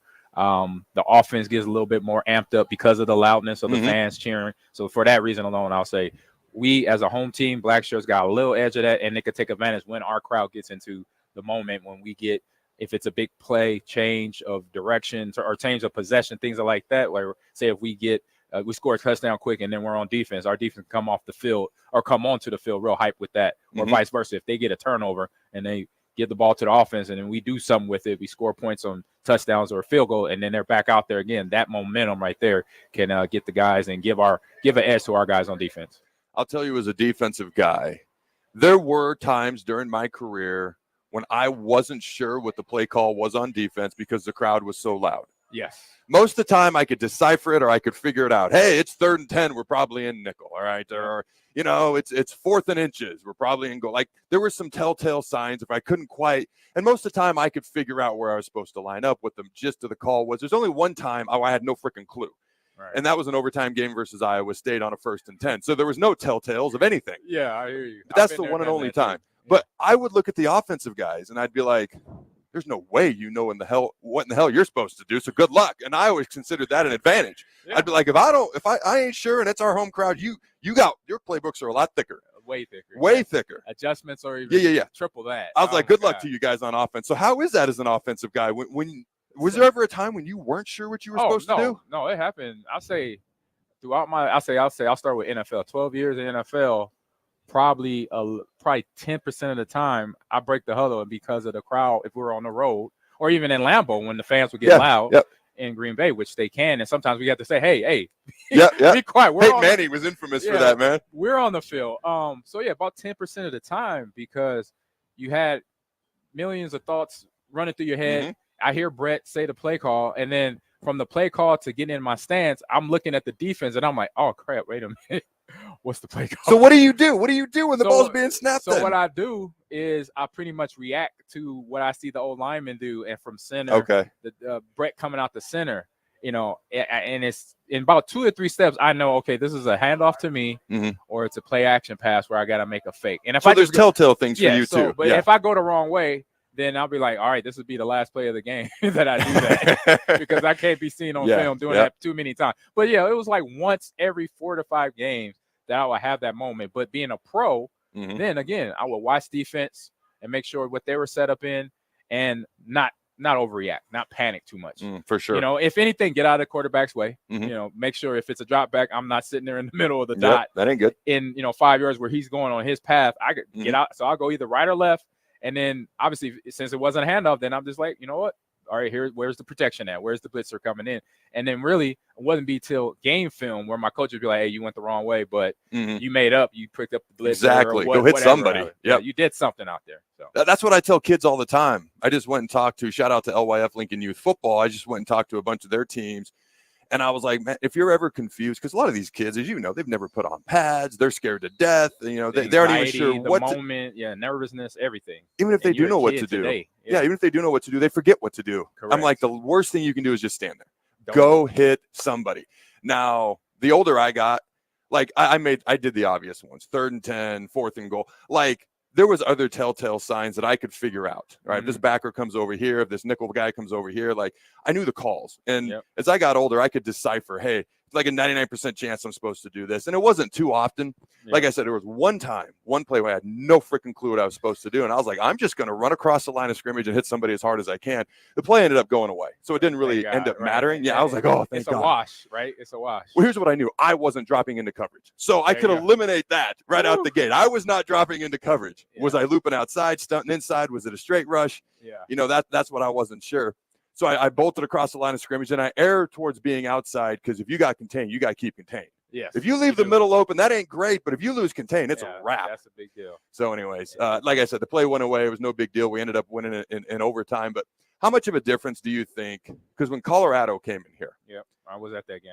I don't feel like Colorado stood a chance. The atmosphere, just 10 months of pent-up frustration. Yes, for us, yes. The team, the coaches, the players, the fans. fans. Yes. How much of an impact do you think Husker Nation Memorial Stadium can make in a game like today versus Rutgers? I say a big impact. They can influence a lot going on, just being loud. Yes. From the first snap, making sure. And what helps them obviously get motivated is our gameplay. Right, when we played, that was the recipe. We score points, y'all get sacks, big hits, keep the crowd into it for 4 quarters. And so the team has to do that. And coaches understand that, but the players some of them are kind of new to it, like Dylan and some of the younger guys. But then still go out there and play your game. And once that momentum gets going, it's going to be tough. Because this is a Greg Schiano coach team. Yeah. They're not just going to give up momentum and let you have mistakes, and they're not going to give you gifts. Every gift you get out there, offensively, defensively, or special teams, because obviously that's been a big factor because of our field goal situation and then blocking kicks, right? Everything's going to get earned out there. So once they earn those nuggets, first downs, touchdowns, sacks, interceptions, strip fumble, stuff like that, you earn it, you pull it out of there, because McGonagall, he's going to run the ball hard. You're not going to be he doesn't go down with the first tackle. Nope. He's physical runner. So physical runner, I was just talking to a friend who's here with me today for the game, his first Husker game. I was telling him McGonagall reminds me of Blake Corum. Okay. He's short and stocky. I could see that. That bowling ball type build. Just going to bounce right off you. And for you guys on defense, seeing that type of build, it's like, okay, you got to hit this guy fierce, you got to hit him hard, and you got to hit him low. I was going to say you got him low. Because he's already low to the ground. Yes, Blake wasn't tall. Blake was maybe 5'9". I had his name. McGonagall. I had it right the first time. You're good. He's maybe the same height. Right there is hit him low, hit him often, because he's not going to stop. He has almost 600 yards right now rushing on the season. So with the knowing that's going to be coming out of him for potentially 4 quarters is something that I say keeps me motivated if I was on defense. How many points, because there's been this debate for years, how much this home field advantage is worth. And I remember when Nebraska, you would know, Nebraska had to go down and play in the Orange Bowl in Miami. Osborne was like, that's because you got the humidity, you've got the home field, you got everything. All right, especially in December when you're coming from Nebraska and it's snowing and, like 0 degrees. Yeah. You got to go play a game against Miami on their home field. He always said that was worth at least a touchdown. How much do you think if Memorial Stadium's rocking today, what amount of points do you think you could allot in favor of Nebraska if the stadium's rocking today? At least 3, at least. I would say at least 3 still. I would say between 3 and 7 points. That's what I was going to say. I'm with Coach there, because it's on their O linemen, their D linemen. Again, like you went through your situation, not hearing it, not hearing the call, not hearing the adjustment, hearing the audible from your linebacker. If that was the person for your defense, or for the offense, it's either the guards or tackle are talking amongst each other, and then or the quarterback could say something that's probably going to a receiver, but it does count to the O lineman with some they got to push left instead of right. For sure. They got to slide to the wide 9. Yep. To pick him up. Roger Linda sliding right, slide left. Exactly. Because we're idiots and we couldn't figure that out. Right, but it's something. So it's just one or 2 plays where they might miss that. Yep. And then they do. That's the 3 points to 7 points that we could get out of it. So Rutgers, they beat Washington by 3. They played a couple of teams you'd recognize the name, but even if Washington and Vatek, if you combine their win losses, they're 500. Yeah. So this is really Rutgers' big first test of the year, mostly because Nebraska's a pretty good team, but we really don't know what we are just yet, because it should be rocking. Right. And so just something as little as if the offensive lineman can't hear the snap count, ladies and gentlemen at home, watch the left guard. The left guard becomes the snap count. Yes. He's going to look back at the quarterback. Yep. When the quarterback's ready, he's going to hit the center. And then you could literally count to 1 really fast takeoff and not have to pay attention to the snap count. Right. Like little things like that add up to ginormous things. When I'm trying to figure out, all right, is it first sound? Is it on silent? 1, 2. Oh, wait, just watch the fat hand. Okay, here we go. Exactly. Boom. Now I can fly off. That's a huge edge for the D line. I love that. That's stuff I picked on. Well, what are some of the things you picked up on? Oh, man, like I could see what we call where you see the O lineman or the D lineman's hands and going off complexion. We saw hands where our white brothers on the football field, and we could see more blood in the knuckles. They laying heavy. That means he's coming downhill. Yep. That means he's coming. He's coming right here through the A gap, and if he's light, that means he's about to ET somewhere else. So the lineman would say, "Hey, he light," or "He heavy, he heavy." Then I knew, okay, that means he's coming in this gap. If he's light, he's coming to be bouncing to probably one of the outside gaps. So from that there, we will tip. And then some linebackers, you get over anxious, right? They're sitting in their 5-yard traditional stance, and they know they got a blitz, and then they'll take that little You can see them leaning, like they're about to fall over. Because either Brett or Aaron, my quarterbacks in Green Bay, they will tip them off. They'll force them. They'll give them a hard snap, a hard cadence there, and then boom. All right, we know we got one guy maybe coming. It's still a maybe because he might be faking it. We never know. So you got to be mindful of that. And I can see Greg Schiano defenses having that knowledge. Be like, you know what, we could have a guy acting like he's going to blitz, but then he could bail out and then another guy comes. So got to be mindful of that out there with the, I say, well-educated Rutgers offense and Rutgers defensive squad. All right, man, I'm going to put you on the spot here, and only you can answer this question. Oh, okay. I like this. I like stuff like you have to pick. Okay. Because you play with both of them. Yep. You have to pick as your starting quarterback, Brett Favre or Aaron Rodgers. Who are you going with? Oh, God. I've done this many a time. I don't doubt it. And I'm gonna stick with the guy that I rolled with majority of the time. I'm gonna stick with Brett. Brett, okay. Why the slight edge to Brett? Because they're obviously both great. Yeah, both great. And it just, I know I knew him a little bit better. And I knew his ins and outs. Okay. I knew the situation. Like if he's in a good game, like mentally, and he's stat-wise having a good game, then pretty much all I got to do is my job, be a running back, pick up the blitz, run the ball, catch the ball, and throw it to me. But when he's out there trying to force things and he feels a little bit behind, like, or if we're behind as a team on the scoreboard, then he's like, all right, I'm going to try to push this. Then I'm going to tell Brett, hey, slow down. I'll be in the huddle, say, no, we got this. You got that rapport with him. I got to, get him off that stoop. Because with him, being a competitor, he's going to feel like, I could throw the ball anywhere. And it's like, we don't need that right now. And he'll do it, too. Yeah, he did it. He did it. Sometimes he didn't listen to me or Dorsey. We've been trying to calm him down. So, but for that reason, that was the same reason we loved him. But like I said, if he was in that moment where he was on the edge, then I'll give him a little push into the good area where he stays conscious and aware. Okay, no, that's a double cover guy on Antonio right now. I can't go there with the ball. You know what? Let me dump it off to Amon or dump it off to our fullback, Will Henderson, or something like that, or Bubba Frank. So just understanding that's where he listened as a player. Got him in trouble sometimes, but overall, yeah. But I say either way, if I'm picking, I'm doing good. What's up, Carp? Chilling. So either way, I'm doing good. I'm winning. See, I'm winning with either one. Oh, for sure. I mean, two of the best ever right there. Yeah. That's that rapport where I wonder with the transfer portal and guys moving around teams so much and so much newness. How do you ever get that rapport in a place like in a sport like college football right now, to where you have that familiarity, you have that rapport and your camaraderie, and you know each other that well?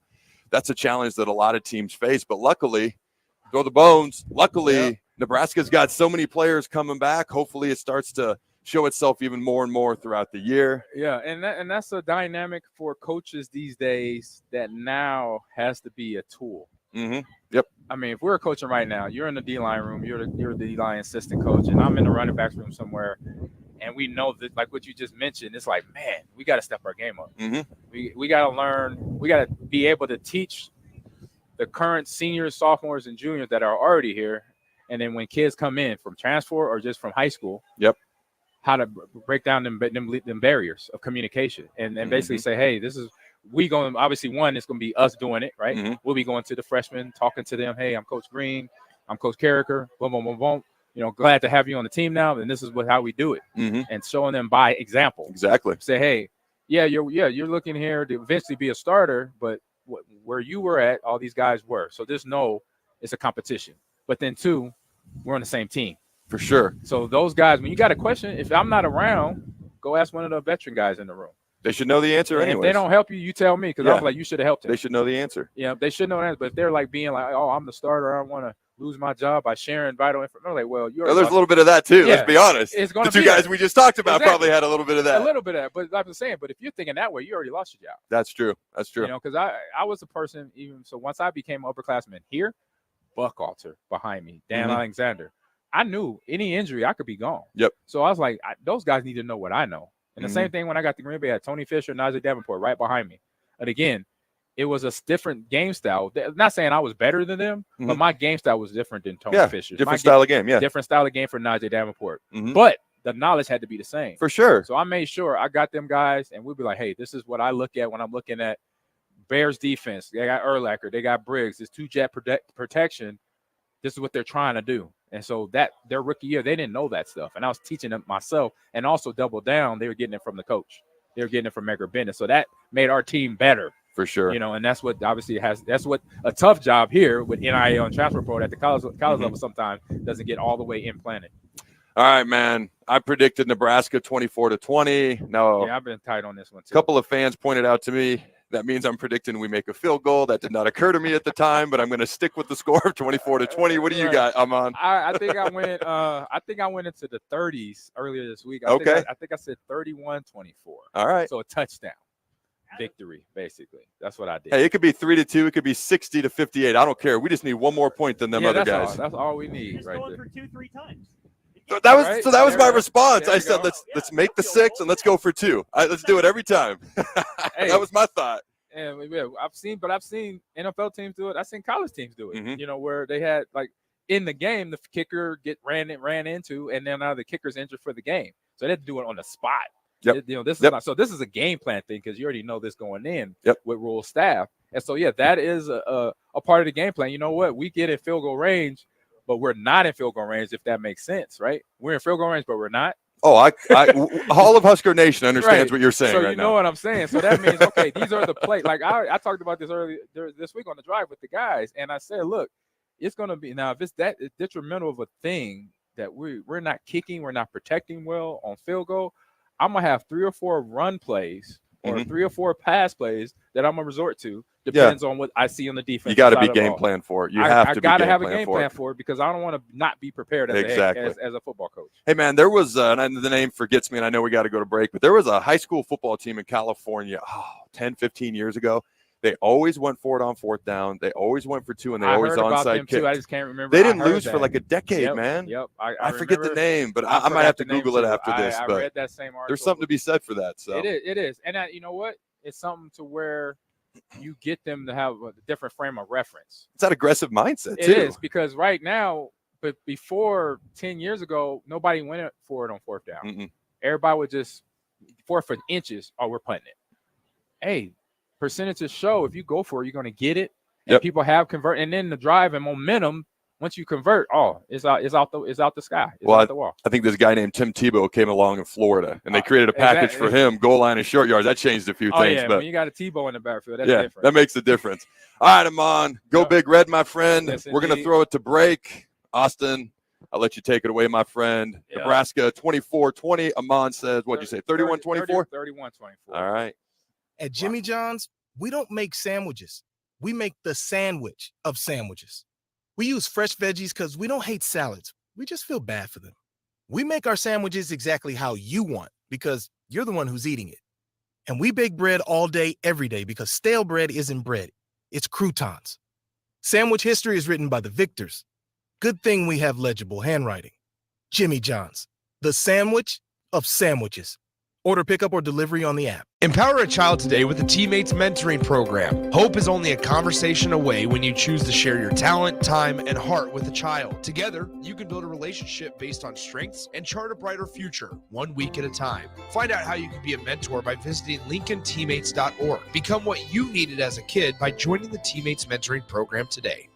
Hey guys, it's Nick. You know how much I love beer, and this game day, show your Husker pride with Dear Old Nebraska Brew, the official beer of the Nebraska Alumni Association. Brewed by Nebraska fans, for Nebraska fans, Dear Old Nebraska Brew is your go-to for every kickoff, touchdown, and celebration. Whether it's tailgating, watching the game at home, or gathering with friends, this beer is there to bring that perfect game day refreshment. Dear Old Nebraska Brew embodies the spirit of Nebraska with every sip. So crack one open and let the good times roll. Dear Old Nebraska Brew, the official beer of Nebraska alumni. Please drink responsibly. General Fire and Safety has been keeping Lincoln businesses and commercial structures safe for more than 50 years. From a simple fire extinguisher to full fire suppression systems, Lincoln has trusted General Fire and Safety to provide top-of-the-line products, installation, and maintenance. If you're starting a new business in a brand new building, call on General Fire and Safety to help you plan a fire safety system that fits the specific needs of your business, employees, and customers. Call General Fire and Safety today at 402-261-0116.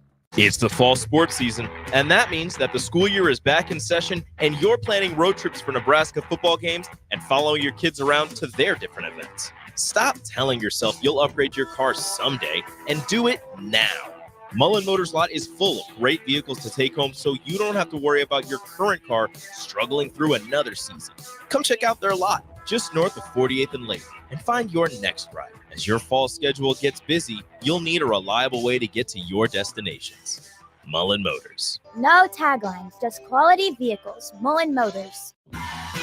Wall-to-Wall Wine and Spirits is your place in North Lincoln to go for all your needs in wine, spirits, and beer. They also have a large variety of cigars in their walk-in humidor, and they have a top-notch walk-in, temperature-controlled, high-end wine bar. Plus, you can enjoy free samples from their tasting book. There's only one place to go for all your needs for wine, beer, spirits, and cigars.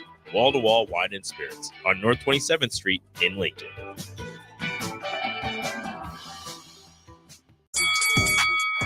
Come enjoy a show of the Midwest's best boxing on Saturday, October 5th with Roughnecks at the Complex, the former location of Champions Fun Center.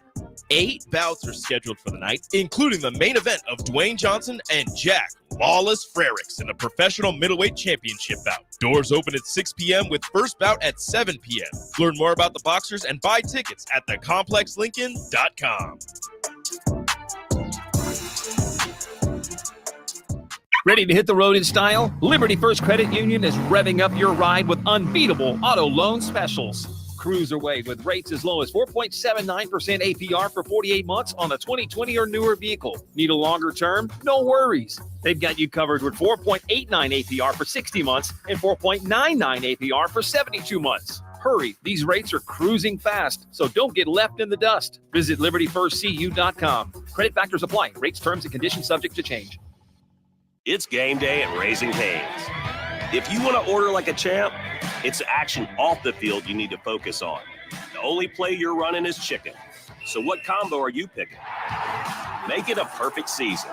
We've got tailgates of hand-battered, cooked-to-order chicken fingers and cane sauce, and jugs of freshly made tea and lemonade. All available to order online or on our app. Touchdown! This season is about to be unbeatable. Raising Cane's Chicken Fingers, one love.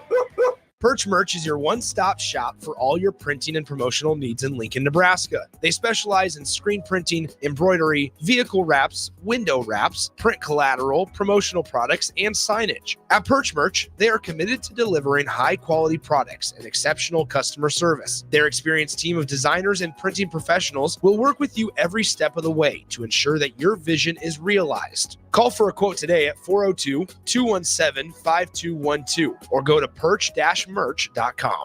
Hi everyone, Kendall Warnock with A1 Automotive in downtown Lincoln. If you're looking for an automotive repair facility you can genuinely trust, we would be grateful for the opportunity to earn your business repairing your vehicle. We have ASE master technicians and qualified to work on a variety of vehicles from Hondas to Porsches, Jaguars to Toyotas, and Chevrolets to Fords. We pride ourselves on customer service and relationships, and we would be grateful for the opportunity to serve you. Give us a call at 402-477-4660. A1 Automotive, always honest answers. If you're a homeowner or a business owner, you have a lot of projects, and no one has an unlimited budget or time. Sunbelt Rentals makes all jobs less stressful with no need to purchase large equipment or hire a crew. You can do it yourself with rentals and everything from aerators and power rakes for spring yard work to stump grinders, concrete mixers, tile saws, and more. Check out their inventory in Lincoln, north of Cornhusker Highway on 56th Street, or online at sunbeltrentals.com. When you need a new water heater, nothing beats the ProLine family of water heaters from A.O. Smith. ProLine models are built using commercial-grade components, meaning they're built to help you tackle your toughest days. No matter if you need a gas or electric model, A.O. Smith has a ProLine unit for you. A.O. Smith, innovation has a name. Call John Henrys at 402-435-5555 for a great deal on a water heater today. Again, that's 402-435-5555. The Kindler Hotel in downtown Lincoln is a boutique hotel experience unlike any other in the area. Their 45 well-appointed rooms take inspiration from the history of Lincoln. Their double queen rooms are great for guests traveling with family, and the suites are great for a business trip or romantic getaway. No trip to the Kindler is complete without a handcrafted cocktail from Boitano's Lounge on the main floor, with comfortable seating options both inside and on the outside patio. Book your room today at thekindlerhotel.com in Lincoln at 11th and P. Back to the A1 Automotive Ticket Tailgate Pregame Show on 93.7 The and theticketfm.com. Brought to you by Raising Cane's. Welcome into that's not on the block. Say what up, pregame show. Austin Norman and Eric Strickland with you. We are the characters from On the Block 2 to 4 here on 93.7 The Ticket and theticketfm.com. We're on a different block today. Stricky's on his own block. I'm in between P and Q streets here on 11th out at the Kindler Hotel for pregame. This segment brought to you by Raising Cane's. Order like a champ with the Raising Cane's mobile app or online at raisingcanes.com. You'll be able to feed the whole team this football season. You've got cooked-to-order chicken fingers, crispy crinkle-cut fries, buttery Texas toast, and the reigning MVP, that signature Cane's sauce. Game days are better with Cane's. Raising Cane's chicken fingers, one love. Stricky, we've talked about this game all week, but we got some breaking news here today from Pete Thamel. He's reporting Rutgers is down 4 key starters as game-time decisions. 2 of them on defense, cornerback Robert Longerbeam, and then also safety Flip Dixon. And then on the offensive side, wide receiver Ian Strong and wide receiver Chris Long. Only 2 guys on the injury report for Nebraska, Tristan Alvano and then Turner Corcoran. But what that tells me, Strick, Tommy Hill seems like he'll be back in full effect for the Huskers today. Not the most dangerous Rutgers passing attack, but a plantar fasciitis injury. You talked about it a little bit. To see him come back potentially in 2 weeks from that could be a huge boost for Nebraska, especially heading into a bye week. Well, I mean, again, it goes back to what I talked about is that injury, there's better treatment that they have now for that type of injury than when I had it was 2000. So you got to understand the technology at that time was still kind of all over the place. They were still trying to do little tests, and it's possible. But I just know it's a tough one because of just how that injury set up. Not much blood flow and just a lot of healing qualities that the body sends that healing powers to those specific areas. It's tough to get down to that foot. It's just not much blood flow down there. Mm-hmm. The other storyline, of course, here, Strick, is the wind here today. Passing probably not going to be at an all-time high for a Nebraska team that we know likes to run the ball. Rutgers like to pass the ball. Rutgers down 2 receivers. They run the ball, almost 60% of the time, maybe even a little bit more some days. We know Monangai is good. But Strick, here, let's talk a little bit about special teams. The wind is really blowing. It's swirling down on the field where it's 109 at midfield in terms of the turf temperature. If you're Nebraska today, do you let John Hull kick through the wind, right? If you can make field goals in these tough conditions, it's going to be better for his confidence. Or are you playing it ultra conservative with the kickers? And are you trying to play every possession, from the 40-yard line to the red zone like it's 4-down territory today? Well, obviously, when you're with the wind, let it fly, but against the wind, I think there can be some directional type things that they can do to make sure they get enough bodies to a specific area. Similar to like what you would do in the wind if you're playing golf, just knock it down. Don't let it get too high up in that air. Let it get a whole bunch of carry, because the line assignments have been a little bit off in their kick game. It's been scary to me because it looks like there's a lot of holes, a lot of space, and they're just barely able to get them before they break off a big run. So I would do some knockdown and directionals into the wind and let it fly when we're with it. We just had the punt of the year candidate from Texas A&M against Missouri to end the first half. We'll see if Buschini can uncork one of those. Strick, a little Nebraska-Rutgers tie last night, opening night in the rail yard for Husker men's hoops.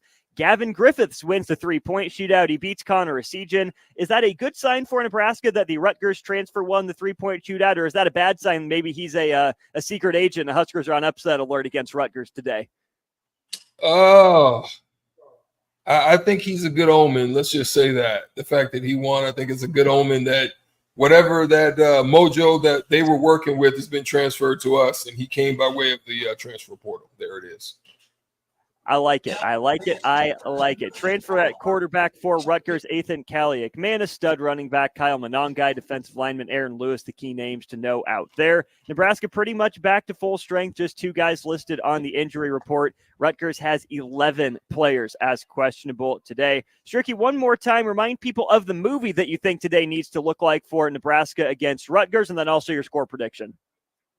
I said there's a movie that happened, I believe, in '79 called Warriors, and it was a group of individuals that had been lied on. You know, they dropped a dime on them, and it wasn't them, type of thing, and everybody's after them. So for me, there's a scene in there where it was like he was clicking the bottles, and he says, "Warriors, come out and play." And for me, that's what Nebraska, people are calling them out. People are checking, what they're really about. People are asking questions as to whether or not they are real or they're not. And so the word is out on them, and it's up to them to do narrative changes in games like this and become warriors and take care of business. Final score prediction from you? I'm gonna go with 21-10. Okay. Nebraska. I'm going to change my prediction from yesterday. Seeing so many guys questionable on the injury report at key positions as well, and seeing Washington, right, pile up over 500 total yards of offense and yet only limited to 18 points. I think at home, Nebraska is going to be able to be a little bit more explosive, punch a couple more into the end zone. So, Stricky, I'm going to go 31-13 Nebraska. That's my final score prediction. Marshawn Lynch, your boy Marshawn, picked the Huskers on game day at Cal today, Stricky. That's my guy. Yeah, I like him. He's a beast. I'm not beast mode like him, but I have a little dog in me myself. That you do. Stricky, we'll call it a segment here. Thanks for popping on, my guy. Enjoy the game. I'll see you Monday. Man, see you Monday. That'll do it for us from the Kindler. Big thanks again to Raising Cane's for sponsoring this segment of the pregame show. We're done at Kindler. We're headed back to the studio. We got The Drive, AD and Raf coming up next from the studio. Thanks again to A1 Automotive for sponsoring our Ticket Tailgate pregame show. More of it right after this. Tune in to 93.7 The Ticket as soon as the clock hits 0 for the Jay Foreman postgame show. Listen to expert analysis from the Husker Hall of Famer, an 8-year NFL veteran, for 90 minutes after the game. The Jay Foreman postgame show, sponsored by Anderson Ford, Tanner's Bar and Grill, Tavern 180, Elway Power Sports of Lincoln, Vinnie Krekak of State Farm Insurance, and Action Plumbing, Heating, AC, and Electrical on 93.7 The Ticket and theticketfm.com. If you're a homeowner or a business owner, you have a lot of projects, and no one has an unlimited budget or time. Sunbelt Rentals makes all jobs less stressful with no need to purchase large equipment or hire a crew. You can do it yourself with rentals and everything from aerators and power rakes for spring yard work to stump grinders, concrete mixers, tile saws, and more. Check out their inventory in Lincoln, north of Cornhusker Highway on 56th Street, or online at sunbeltrentals.com. The Kindler Hotel in downtown Lincoln is a boutique hotel experience unlike any other in the area. Their 45 well-appointed rooms take inspiration from the history of Lincoln. Their double queen rooms are great for guests traveling with family, and the suites are great for a business trip or romantic getaway. No trip to the Kindler is complete without a handcrafted cocktail from Boitano's Lounge on the main floor, with comfortable seating options both inside and on the outside patio. Book your room today at thekindlerhotel.com in Lincoln at 11th and P. Hey, bestie. Whoa, how'd you snag that awesome set of wheels? I'm in the market for a new car, too. My friends at Members Own Credit Union. You're always in the driver's seat when it comes to your finances at Members Own. Always in the driver's seat, huh? Yep. They set you up with a loan that makes sense for your budget with great rates and top-notch customer service to boot. Looks like we're going to need to make a pit stop. Let's go. I'll drive. Hit the road to financial success and explore auto loan options with your best financial friend, Members Own Credit Union. For details, go to membersowncu.org/drive. Federally insured by the NCUA. It's game day at Raising Cane's. If you want to order like a champ, it's action off the field you need to focus on. The only play you're running is chicken. So what combo are you picking? Make it a perfect season. We've got tailgates of hand-battered, cooked-to-order chicken fingers and cane sauce. and jugs of freshly made tea and lemonade. All available to order online or on our app. Touchdown! This season is about to be unbeatable. Raising Cane's Chicken Fingers, one love. Mindel Footwear is your solution against sore feet, blisters, and poor footing. Don't just take our word for it. Take it from Sip, who said he's never had a pair of boots more comfortable. You won't find Mindel Footwear in any store sold exclusively at MindelUSA.com right out of Sidney, Nebraska. They're so confident you will enjoy the comfort their boots offer. If they don't work out for you, they'll cover the shipping to return them. Use code THETICKET for free shipping because your feet deserve a treat too. Mindel boots, just try them on. Once in a lifetime event. You miss it, it's gone forever. It's Schaefer's 78th anniversary extravaganza. Maybe a little dramatic, but you get the point. It's Schaefer's 78th anniversary. And we're delivering the savings on LG appliances with huge $1,000 rebates. Save on your whole kitchen, including the new My Color fridge, and get free delivery on your qualified LG purchase. Hurry in for the savings during Schaefer's 78th anniversary event. Things that impair you come in many different shapes and sizes. Some are the shape of beer and liquor bottles. Others look like cigarettes but aren't cigarettes at all. These are the things we know impair us, the things our parents warned us about. What we're not always aware of is our new prescription or the over-the-counter medicine we picked up just for allergies or a bad cold. See, it doesn't just matter how much of a substance you take. If you are impaired, driving is deceptively dangerous. Don't drive impaired. Paid for by the NDOT Highway Safety Office. At Jimmy John's, we don't make sandwiches. We make the sandwich of sandwiches. We use fresh veggies because we don't hate salads. We just feel bad for them. We make our sandwiches exactly how you want because you're the one who's eating it. And we bake bread all day, every day because stale bread isn't bread. It's croutons. Sandwich history is written by the victors. Good thing we have legible handwriting. Jimmy John's, the sandwich of sandwiches. Order pickup or delivery on the app. Wall to Wall Wine and Spirits is your place in North Lincoln to go for all your needs in wine, spirits, and beer. They also have a large variety of cigars in their walk-in humidor, and they have a top-notch walk-in, temperature-controlled, high-end wine bar. Plus, you can enjoy free samples from their tasting bar. There's only one place to go for all your needs for wine, beer, spirits, and cigars. Wall to Wall Wine and Spirits on North 27th Street in Lincoln. This is Chris Elgert, loan originator at Lincoln Federal. With over 20 years in the industry, I have found it's extremely gratifying to solve my customers' home financing needs and then show them the options and strategies available for them to fulfill their goals. But my biggest reward comes when I watch my valued customers experience the American dream of home ownership and move into their new home. Talk with me about your home loan at Lincoln Federal and Go Big Red. Member FDIC, Equal Housing Lender. Personal banking like you remember. If you're in Seward or Milford, listen up. Select Plumbing is now servicing your area with no trip charges from Lincoln. Select Plumbing works on a variety of issues for your home and business, including general plumbing, water heaters, faucet and fixture repair, underground sewer and water repairs, backflow testing, and more. Keep your property free from leaks and other issues. Call today for a free estimate, 402-560-6197. It's not just Lincoln, Waverly, and the surrounding area anymore. It's also Seward and Milford with no trip charges. Contact Select Plumbing to inquire at 402-560-6197.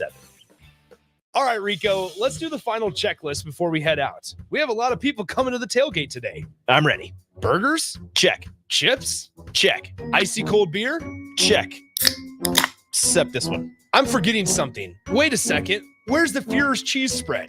I can't stop eating it. Rico, relax. I always pack extra. It's the biggest hit of the tailgate. For the best appetizer, party dip, and tailgate snack, load up on Führer's cheese spread today in most local grocery stores. It's the fall sports season, and that means that the school year is back in session and you're planning road trips for Nebraska football games and following your kids around to their different events. Stop telling yourself you'll upgrade your car someday and do it now.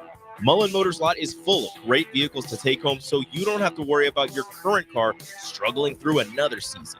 Come check out their lot just north of 48th and Lake and find your next ride. As your fall schedule gets busy, you'll need a reliable way to get to your destinations.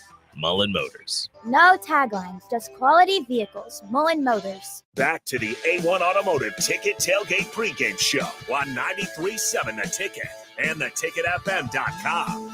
Brought to you by Perch Merch.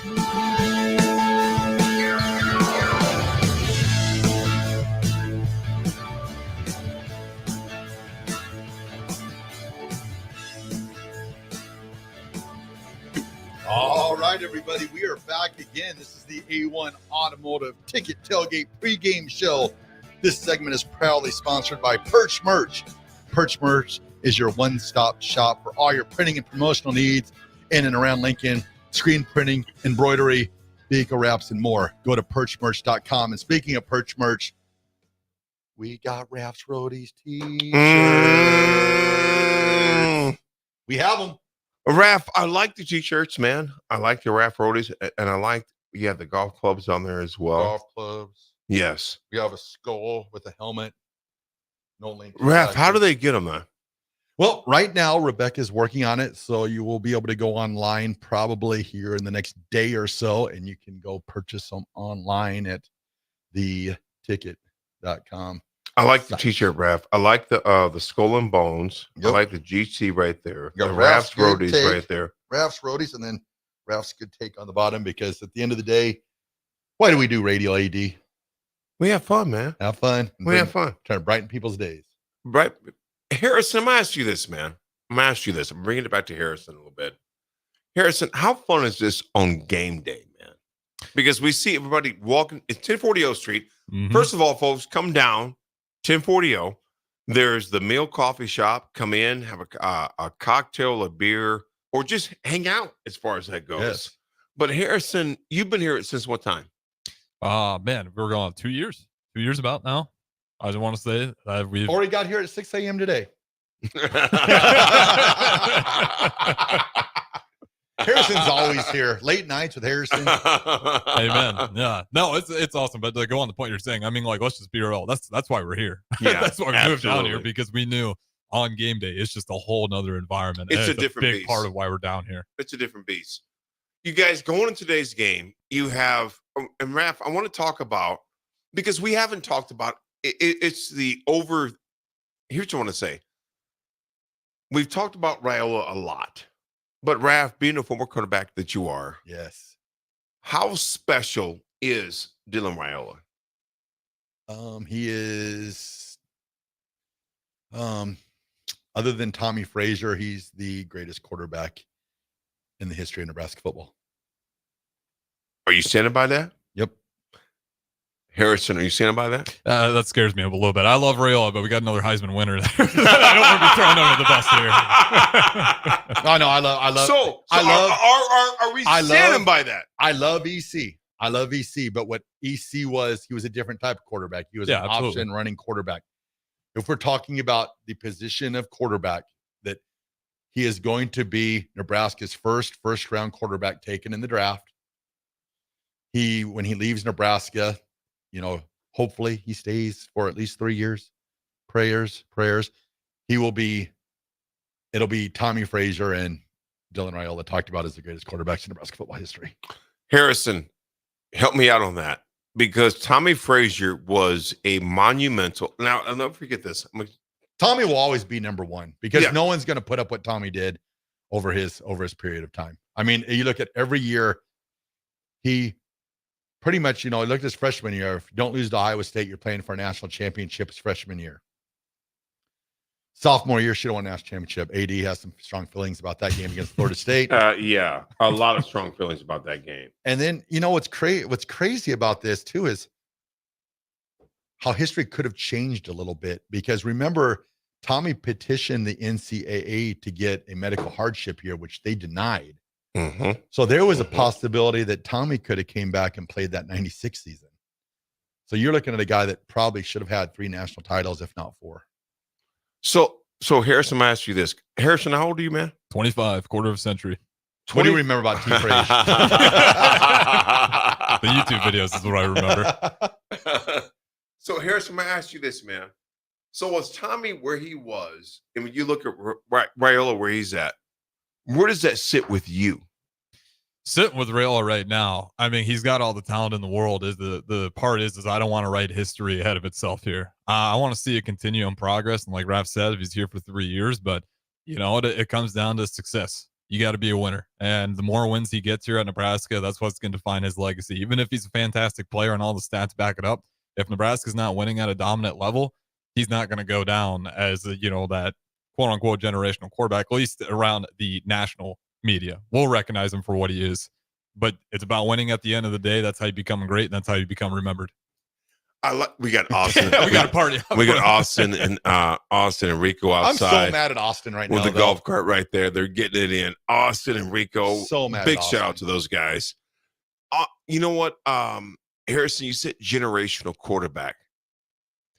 I'll never forget the first time I met Tommy Frazier. And Harrison, Raph, I don't even know if you know the story or not, man. We'll see. We walked out, and I'm coming to the stadium, and Tommy comes up to me and goes, "My name is Tommy Frazier." I shook his hand, and we're 18-year-old kids. We're 50 years old now. So this is years ago. Yeah. Years ago. He goes, "My name is Tommy Frazier." And Tommy was so humble. And me and Tommy, is you as well, Raph, we're best friends to this day because Tommy, his family, his mom has taken care of me, his dad took care of me, etc. But he was so humble when he came in, but just hungry. Yep. He's just hungry. He led by you are going to. He lifted the boats. Like a lot of people are going to talk about Tommy. Like Tommy, how do you explain Tommy as a rising tide lifts all boats? But Tommy was that player that Tommy was generational. Tommy's man. like, you guys are coming with me no matter what. Tommy was generational, man. He will be. He's solidified. He will be the number one quarterback in the history of Nebraska football for probably as long as I'm alive. But Dylan Raiola will be a solid number 2, no doubt about it. He will be. So Harrison asked you this, and Raph asked you this. So today's game, you have obviously a strong game with Manangai as a number 3 in the country as far as rushing. You say that name so well. I'm proud of you. I did some practice. That is awesome. Defensively, we'll talk about defense first. What does the defense have to do with a guy that's number 3 in the country in rushing? And he scares me. I'm just being honest with you, guy. I'm Harrison, Raph, I'm being honest. I'm scared of this guy. Yep. What do we have to do defensively to keep this guy in check? One thing I've been saying is I don't want to be scared of anybody. I think that's what got Nebraska in a lot of problems in the years is we got scared of people. But Raph, I am. I'm scared of him. I'm scared of him. Yes. But my thought process, let's make them one-dimensional. Let's throw some guys in the box. Let's shut down that run. Let's shut them down and make Kaliak Manis beat us in the pass. Which he won't. So let's make them one-dimensional. So if I'm Tony White right now, I see a lot of run blitzes where that's where we talk about assignments. Nebraska is going to play great assignment football. If they're run blitzing, you've got to make sure you have your linebackers scraping and you have people that are in the position. If we're run blitzing and we're out of position, they're going to hurt us because Graciano, he's a coach that he finds your weaknesses. Yes, he does. But if Nebraska plays good assignment football, run blitzes, and makes them one-dimensional, make them a passing team. Plus, it's a little gusty outside today. Yeah, it is. So I like there, our man. chances making them a passing team. Yeah. So if I'm Nebraska, I'm going all out to shut down Malungai. Yeah, I'm not too far off from you. I think that's exactly the game plan. And everyone, I mean, if you force the game to Kaliak Manis to have to be the guy to win it for Rutgers today, I'm with you. Load the box up early, and if you shut that down early in that first quarter, you already have Rutgers, I think, starting to reach for that panic button. Yep. And like, again, for me, it's just tackling. Tony White's defense, we do a great job getting hats to the ball. It doesn't matter how many damn hats you get to the ball if you're not going to wrap up. Exactly. So that's the other point. If we saw it against Illinois, we saw it against UNI, you cannot have a repeat of bad tackling because Rutgers, you'll give them a great chance to win this game if you can't tackle. And you can't run blitz if you have people missing assignments. Exactly. But if you have people following their assignments, you can run blitz all day long. You make them one-dimensional. Nebraska gets out of here and wins convincingly. I'm going to ask you guys this, man. Special teams, which we know that has been something to the whole state, the whole country has been looking at as far as Nebraska, as far as special teams. Harrison, Raph, I'm going to ask you guys this right now. If it's 4th and 8, 4th and 5, 4th and 9, at the 30, 35, what are you doing? Sometimes we're going to have to kick the ball here because we got a lot of football left in this season. I think that's the part people forget. We can't go all season without a kicker. We got to trust him, knock it down. We're going to have it. We can't go all season long with just not wanting to kick go field for goals. It. Oh, yes, we can. No, I think there's a line that's been drawn in the sand by Coach Roll and the staff today. I'm thinking probably anything 4th and 4 or under, anything probably from little gusty wind. I'd say from 38 to 50 yards today, anything 4th and 4 or under, Nebraska will go for it. anything 4th and 6, 7, 8 up in there. I can live with You'll that. see them attempt a field goal. But the thing that we got to be careful of is, I understand we've got to kick field. We've got to get the field goal kick, but we don't want to sacrifice the kick 6. So that's the key thing. So hopefully the snaps will be good and they can get the ball in the air. If they don't go through the posts, I can live with that. But I can't live with a bad snap, a block kick, and a return for a touchdown, because that's what hurts Nebraska, and that's what Greg Schiano's teams are feasted after. That's what made his teams great, is he plays that special teams. He's created so many points and so many blocks. 71 blocks. 71. His tenure at Rutgers. So that's a big thing for Nebraska today, is if we attempt field goals, at least get them in the air. Harrison, Rapp, Greg Schiano's teams are a special teams nightmare. If you have issues on your special teams, which we have, let's be honest, you guys. Yeah. If we can't tell you that it's not an issue, because it is an issue. It is. Harrison, how do we combat that, though, man? Rapp, how do we combat that to where we have so many special team issues as far as the snap, the way the ball is, etc.? And I think Holman, quite honestly, is taking a bad rap, because it's like sometimes the ball gets snapped. It's like it's not his fault. He had to hesitate on the last one he missed because the snap was bad. The snap was bad. The snap was bad, and then the hold, you give credit for getting the hold down. But yeah, you get a bad snap like that, he's got to hesitate. I mean, maybe it's too simple, but to me, it's just confidence. And that's why I say I think you got to put him out there. I mean, if Rule's saying that they do it in practice, they're not having any issues in practice, to me, that's a confidence issue. It's confidence. When the lights are on, something changes mentally. Yep. So you got to get through that. Yep. Harrison, what you just said is critical when the lights are on. And Raph, I'm going to bring it back to you right now. Do you keep kicking? Yes. Raph, you coach. Yes and no. Raph, you coach. Yes do and you, no, but you got to have your keep limits. Kicking, though? You do. I mean, if you're, like I said, if you're outside 4th and 5, 4th and 6, I think you try it.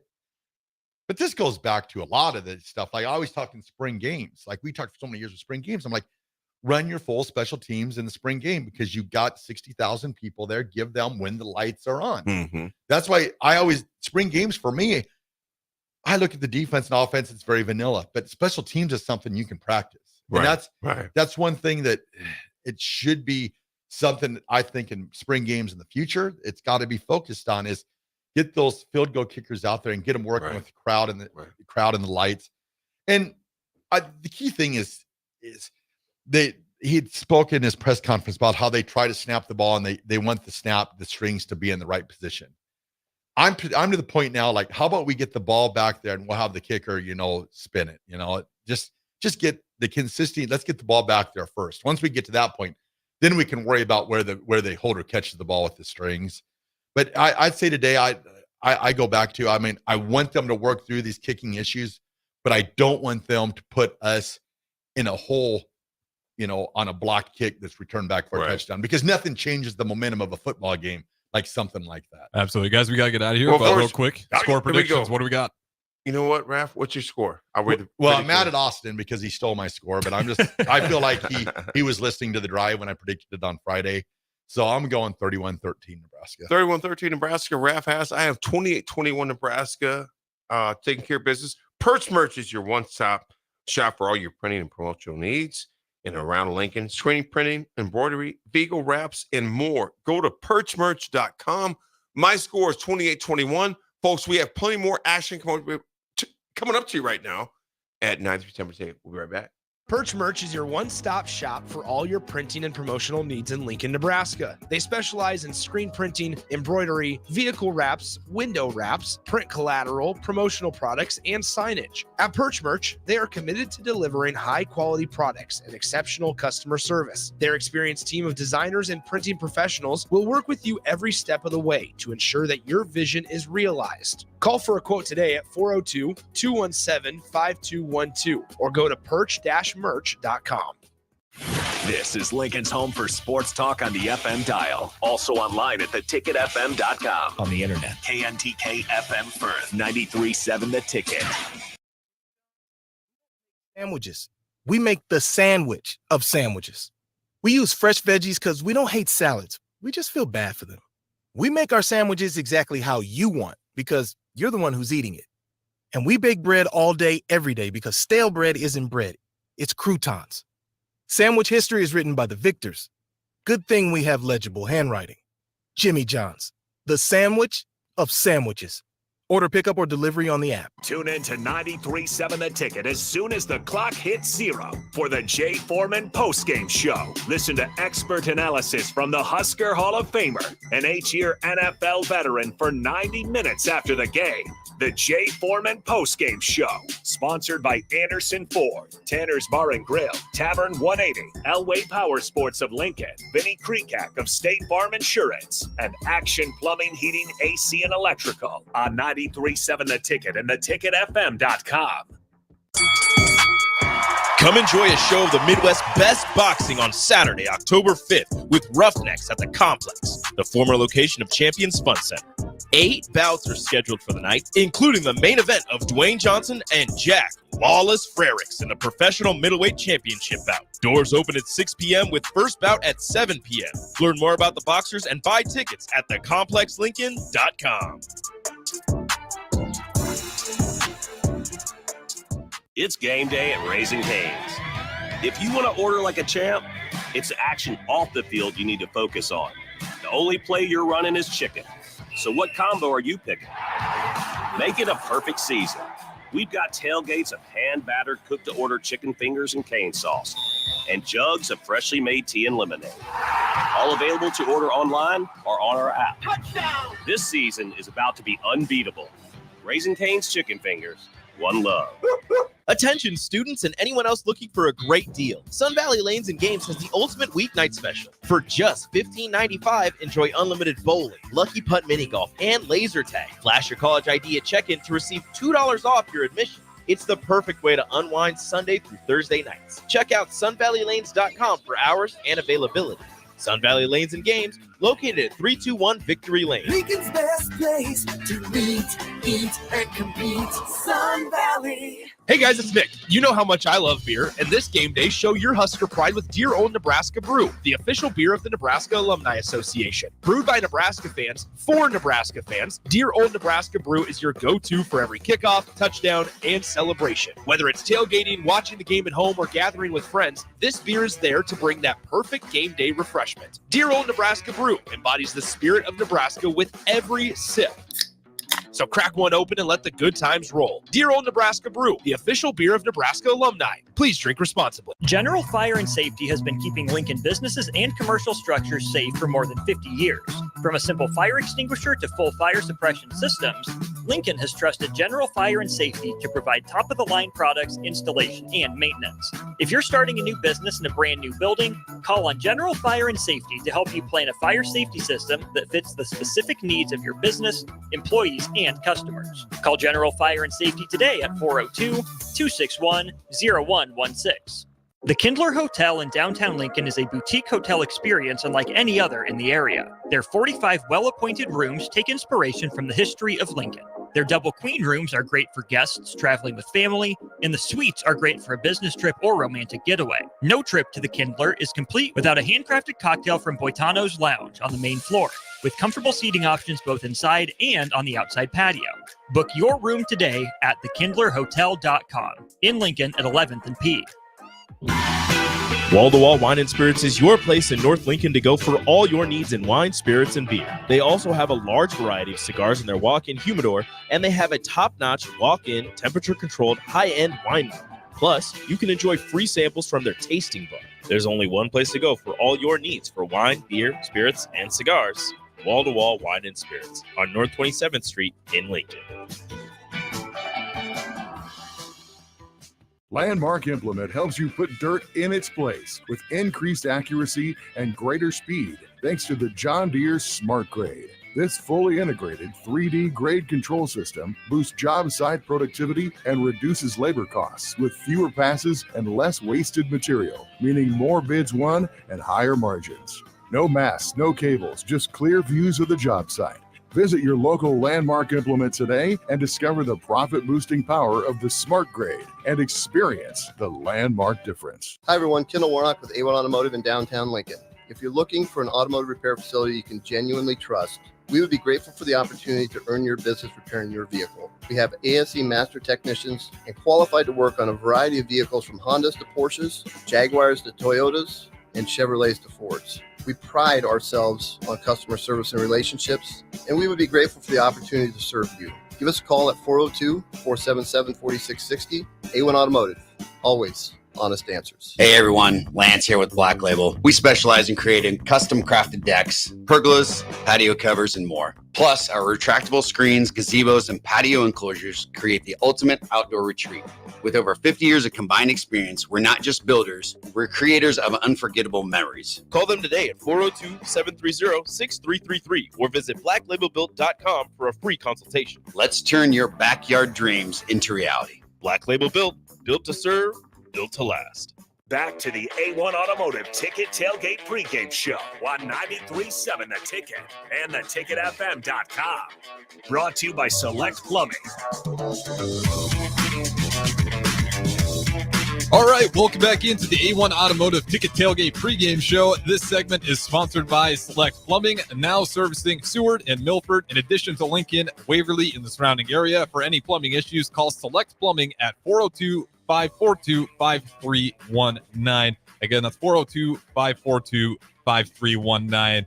For all your plumbing issues, call Select Plumbing. All right, Jansen Burlington, we are just about an hour away from kickoff here. Rutgers undefeated, facing Nebraska at home. Just give me the temperature. How you feeling heading into this one? Oh, man, I woke up feeling great. And then I went outside. The wind looked like it's calming down a little bit. If we just a little tree glance right here, right? Let me knock on wood. But I think it's going to play a little factor, but I had 38. I was wilding out yesterday, okay? You were pretty, I was going crazy. 38, I was going 38-14, okay? So now I'm going to drop it down to 28-13. Okay. Okay. I'm gonna drop it down. You really calmed down here this morning. Not too much. Not too much. I have a lot of faith. I think with the wind, I think it's gonna be a battle of who can stop the run on both sides of the ball. Who can Nebraska stop Rutgers' run? Can Rutgers stop Nebraska's run?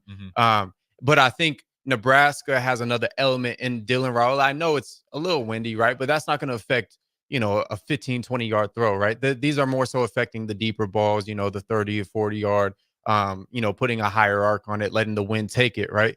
But I really think if we can stop Kyle Monunga, I know he's an explosive, dynamic back.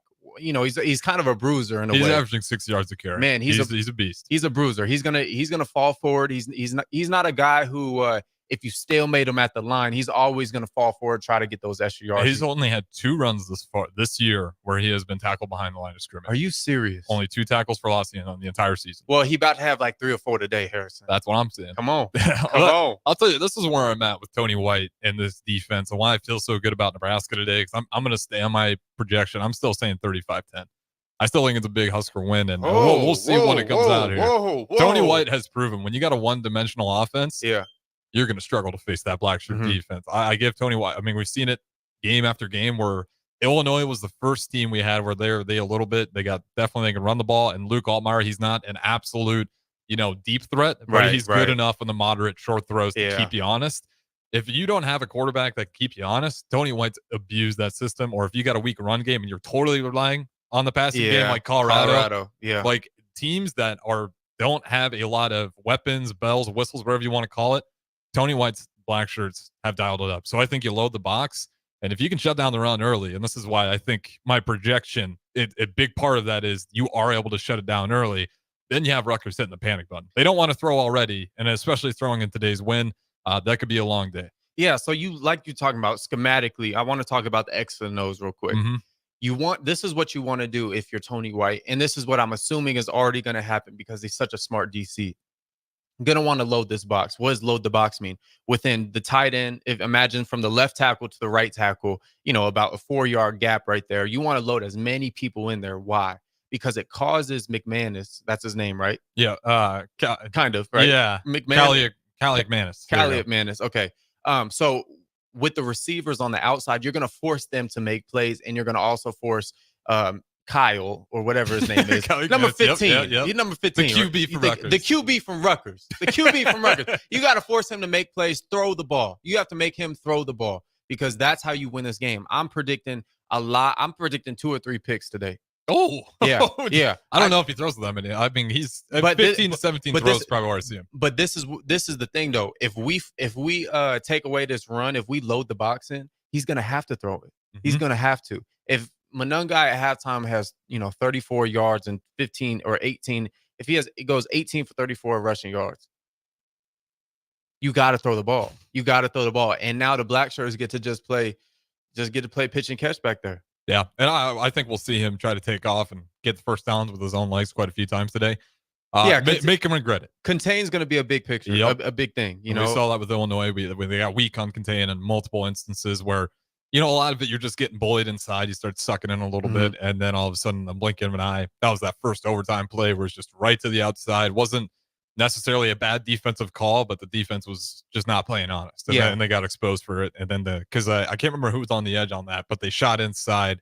It's not like he was making that move the entire game. Maybe he thought that was the right time to make it, but that's how you end up just lose contain. In a game like this, we're going to see Cali McManus, I think, try to pick up some first downs with those legs. So contain. And then when you get there, the other big point is you got to wrap up. Yeah. We can't have an Illinois game. We can't have a UNI game where we've seen it.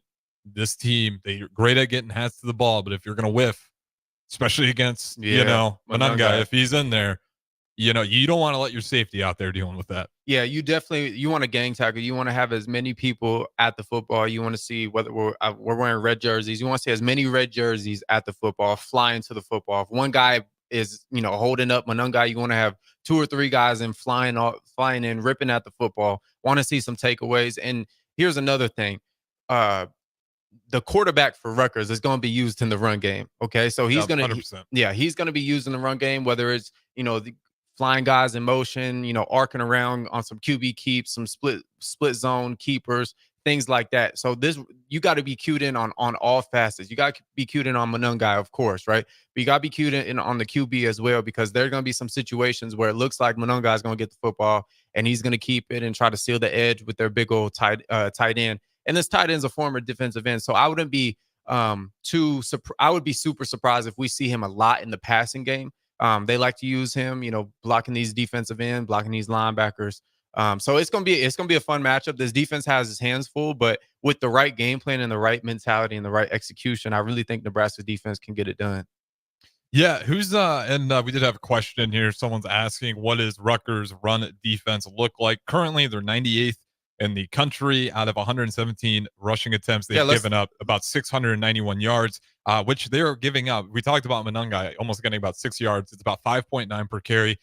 Rutgers is giving up almost 6 yards a carry as well. They're giving up about 5.9 yards a carry. So our rushing offense, this is where, we're before we talked about this, especially with the wind, if you take the wind element out of it, you still want to run the ball against this team. Because then Dylan Raiola can be really explosive. You get that play action dialed up. Yeah, and if you go back and watch the Washington game, I know it's over with. Nebraska's about to beat them boys today, right? Mm-hmm. But if you go back and watch the Washington game, a lot of times Washington popped these, 20, 30-yard, 25-yard runs was when Rutgers sent these exotic blitzes. And when you send these type of zip blitzes where you send free safeties, strong safeties, nickel corners, all these things, it leaves gaps open in the run game.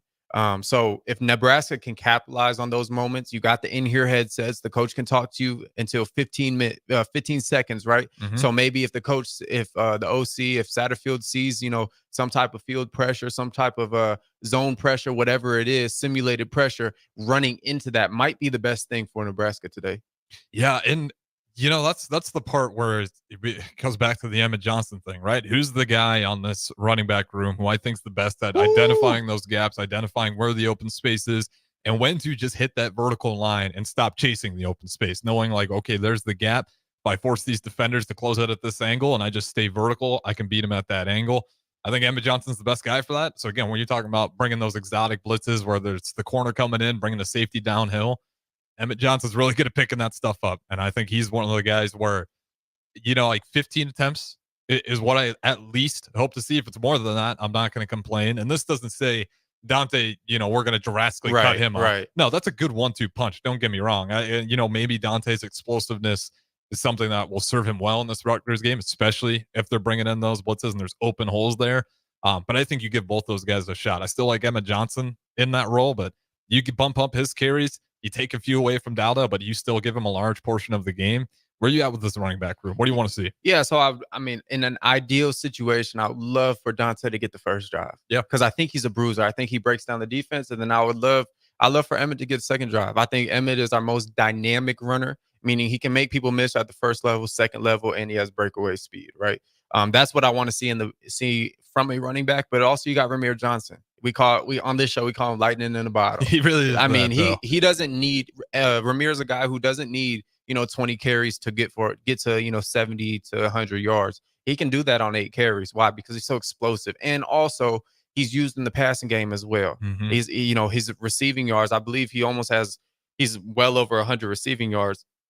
We saw that Colorado game. We saw that Illinois game. So he's used many different ways. Also in third down, picking up blitzes.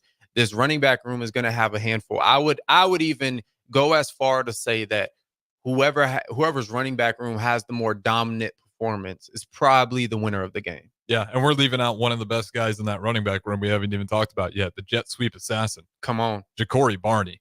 You want to talk about bringing pressure from the outside? If that jet sweep's coming that way, you're thinking about what they're sending that car. I'm sure it's in their game plan. Like, hey, if you see Ja'Cory Barney on the jet sweep and we're dialing in on you to blitz, don't blitz. You need to stay home because there's a good chance he's getting that handoff. And, man, I mean, watching him he's electric. The speed he has, and when he gets to that edge on the outside, it is one of those things where nobody can catch him.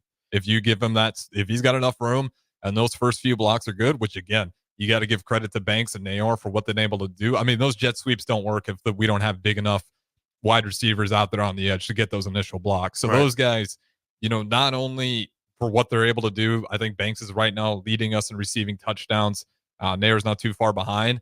But what they've been doing blocking hasn't been talked about enough, because what those runs on the outside that Ja'Cory Barney's just been feasting off of, that starts with those guys. And they can even take it a step further. Let's hear it. They can take it a step further and just being a little bit cleaner with the hands, cleaner with their feet. This penalty situation today is going to be key, man. If Nebraska is up there, close to 100 yards in penalties, we're not going to be able to get this done. We're just not going to be able to. Rutgers is number 13th in the country in penalties. Disciplined. Very disciplined team. And usually if you're disciplined in penalties, usually you're a pretty good special teams team, and they are, right? So the number one thing for Nebraska is just say discipline, especially in the receiving room where we're seeing most of these penalties, right? We're seeing them, holding a block in the back here, maybe a false start from the O-line occasionally, right? Maybe some late game stuff. We saw the MJ Sherman, late little whatever against Illinois, ended up sparking them to go score. So those type of things, and Rule has addressed this, that every time, I would say, I think it was like 4 out of 5 times the defense let up like true scores, right? It's been because of these penalties. So I would just say playing a disciplined game from all phases. It starts with the O-line, ends with the receivers on the defensive end. It starts with not jumping off sides on hard counts. We saw that in critical moments last week. So just things like that, playing really sound football. And obviously we got to touch on the field goal situation. We got to. Yeah. And we'll wrap that up here, and we'll finish on that because that's a tough situation all in itself. But real quick on the penalties, I will say this, though. You give Rutgers the same officiating crew that we had, they're probably not sitting 13th. Right. That was just such a poorly officiated game. Right. But at the same time, they'd still be doing much better than what Nebraska is. We've shown this with the penalties, not just in the Purdue game. That one was just, on both sides was just a kind of pull your hair out game. But when you're at home, we better not have false starts. Yeah. I mean, that's the stuff that drives me nuts. It's like, you got the home crowd advantage. Like, how are we jumping off sides here? How are we getting the false starts? Like, you're at home. This is the pressure we're supposed to be applying to Rutgers. I can live with, tough penalties. Like if it's pass interference, stuff like that, that's going to happen. It's hard to make that number 0. But just the simple false start penalties, a dumb block in the back penalty, that stuff drives me crazy. I'll pass interference. I can take that. But the stuff where you're shooting yourself in the foot, especially at home, that'll drive you crazy. That'll drive the players crazy, the coaches, everybody. So stay clean there. All right. How do you want to start off the kicking situation? All right. So we got 20, what it looks like on my phone. It looked like about 21 to 34 mile per hour winds. Yep. Okay. Just about 30 plus. All right. So with this situation here, Harrison, there's going to be a moment. Yeah. There's going to be a moment. It's going to be about 4th and about 8. It's going to be like 4th and 7. Let's go 4th and 7. Let's make it a little sweeter. 4th and 7 on the 30-yard line or 28, left hash, and wind's probably going to be blowing about 35, maybe even 40 miles per hour. Mhm. What do? You have to kick it, right? This is my point with this. We have a lot of ball left. We can't just go all year not kicking field goals. If it's true to what Matt Rule is saying, and I was saying this with Raph and AD, if it's true that they're doing it in practice, that they're not having these issues, right. that means for whatever reason, when the lights come on, your mental state changes. Mhm. I don't know what that is. I can't explain it, but I can tell you what's going to hurt that mental state is if you just like erased him from the game entirely. Then he ain't coming back probably. Yeah. Then he's really going to have a hard time. So we got a lot of ball left this season. We can't be scared to kick it. I will say, though, the big thing, and I agree with Raph on this, if he doesn't make it, I can live with it. Get him in the air. We can't have it. It's right. It's laughable, but get it in the air. Harrison, have some faith. He's like, get it in the air. How many times did we get it in the air last game? That Purdue? is true. You know how it hits the dirt. True. They run it back for 6. How about this, Harrison? We just have him kick extra points today because we ain't gonna need them in field goals. That's how we get to 35-10, right? That's where I got, because I said field goals. No field goal. I just need you to go 5 for 5 on extra point. Yeah, and he don't mind. He'll take the PATs. If you go, I just need you, Ho, today. Ho, Alvano, you not playing today? Ho, you playing? All right. This is what Dylan should say. Hey, I just need you to kick extra points today because we're going to score every time. We're not going 0 for 8, Harrison, on 3rd down in the first half. Yeah, that's crazy. We're not doing that. That's the other stat, and that goes back to the penalties, right? Yeah. That number doesn't look that bad. It's actually probably closer to 50%. Because it's a false start on 3rd and 3. Yeah. It's a false start on 2nd and 1. Mhm. It's a holding on 3rd and 2, right? And you score. And you score. A PI on 3rd and 2 and you score, right? So those type of things you can't have. Yeah. You can't have. And whether it's the refs, whether it's us, whatever it is, you just can't do it. So you got to fix it. And today's the day to fix it because it's a statement game. You win this one, now you play a ranked opponent in Indiana. I hope Indiana kills. Who they playing? Northwestern? Northwestern. They will. I hope Indiana just blows them out because I don't want no one to discredit us when we win this game and then we go to Indiana when we put a stomp on them boys. I like it. 35-10. That's what I got. Brewington, what was yours one more time? I got 28-13, but I want to change it now because now you got me fired up, right? You got me fired up. What are we building? Why are we building Rutgers into this mountain of a team? I don't know. All right, we're Nebraska. Let's be Nebraska today. Come on. If we look like Nebraska today, it'll be a big one. Over with. This is going to wrap up this segment, though. Shout out Chance of Brewington joining me. This segment was sponsored by Select Plumbing. Again, call Select Plumbing for all your needs. Now serving Seward and Milford in addition to Lincoln, Waverly, and the surrounding area. Call 402-542-5319 for all your plumbing needs. We got one more segment on the A1 Automotive Ticket Tailgate pregame show. Talk to you in a little bit. Perch Merch is your one-stop shop for all your printing and promotional needs in Lincoln, Nebraska. They specialize in screen printing, embroidery, vehicle wraps, window wraps, print collateral, promotional products, and signage. At Perch Merch, they are committed to delivering high-quality products and exceptional customer service. Their experienced team of designers and printing professionals will work with you every step of the way to ensure that your vision is realized. Call for a quote today at 402-217-5212 or go to perch-merch.com. Ready to hit the road in style? Liberty First Credit Union is revving up your ride with unbeatable auto loan specials. Cruise away with rates as low as 4.79% APR for 48 months on a 2020 or newer vehicle. Need a longer term? No worries. They've got you covered with 4.89 APR for 60 months and 4.99 APR for 72 months. Hurry, these rates are cruising fast, so don't get left in the dust. Visit libertyfirstcu.com. Credit factors apply. Rates, terms, and conditions subject to change. All right, Rico, let's do the final checklist before we head out. We have a lot of people coming to the tailgate today. I'm ready. Burgers? Check. Chips? Check. Icy cold beer? Check.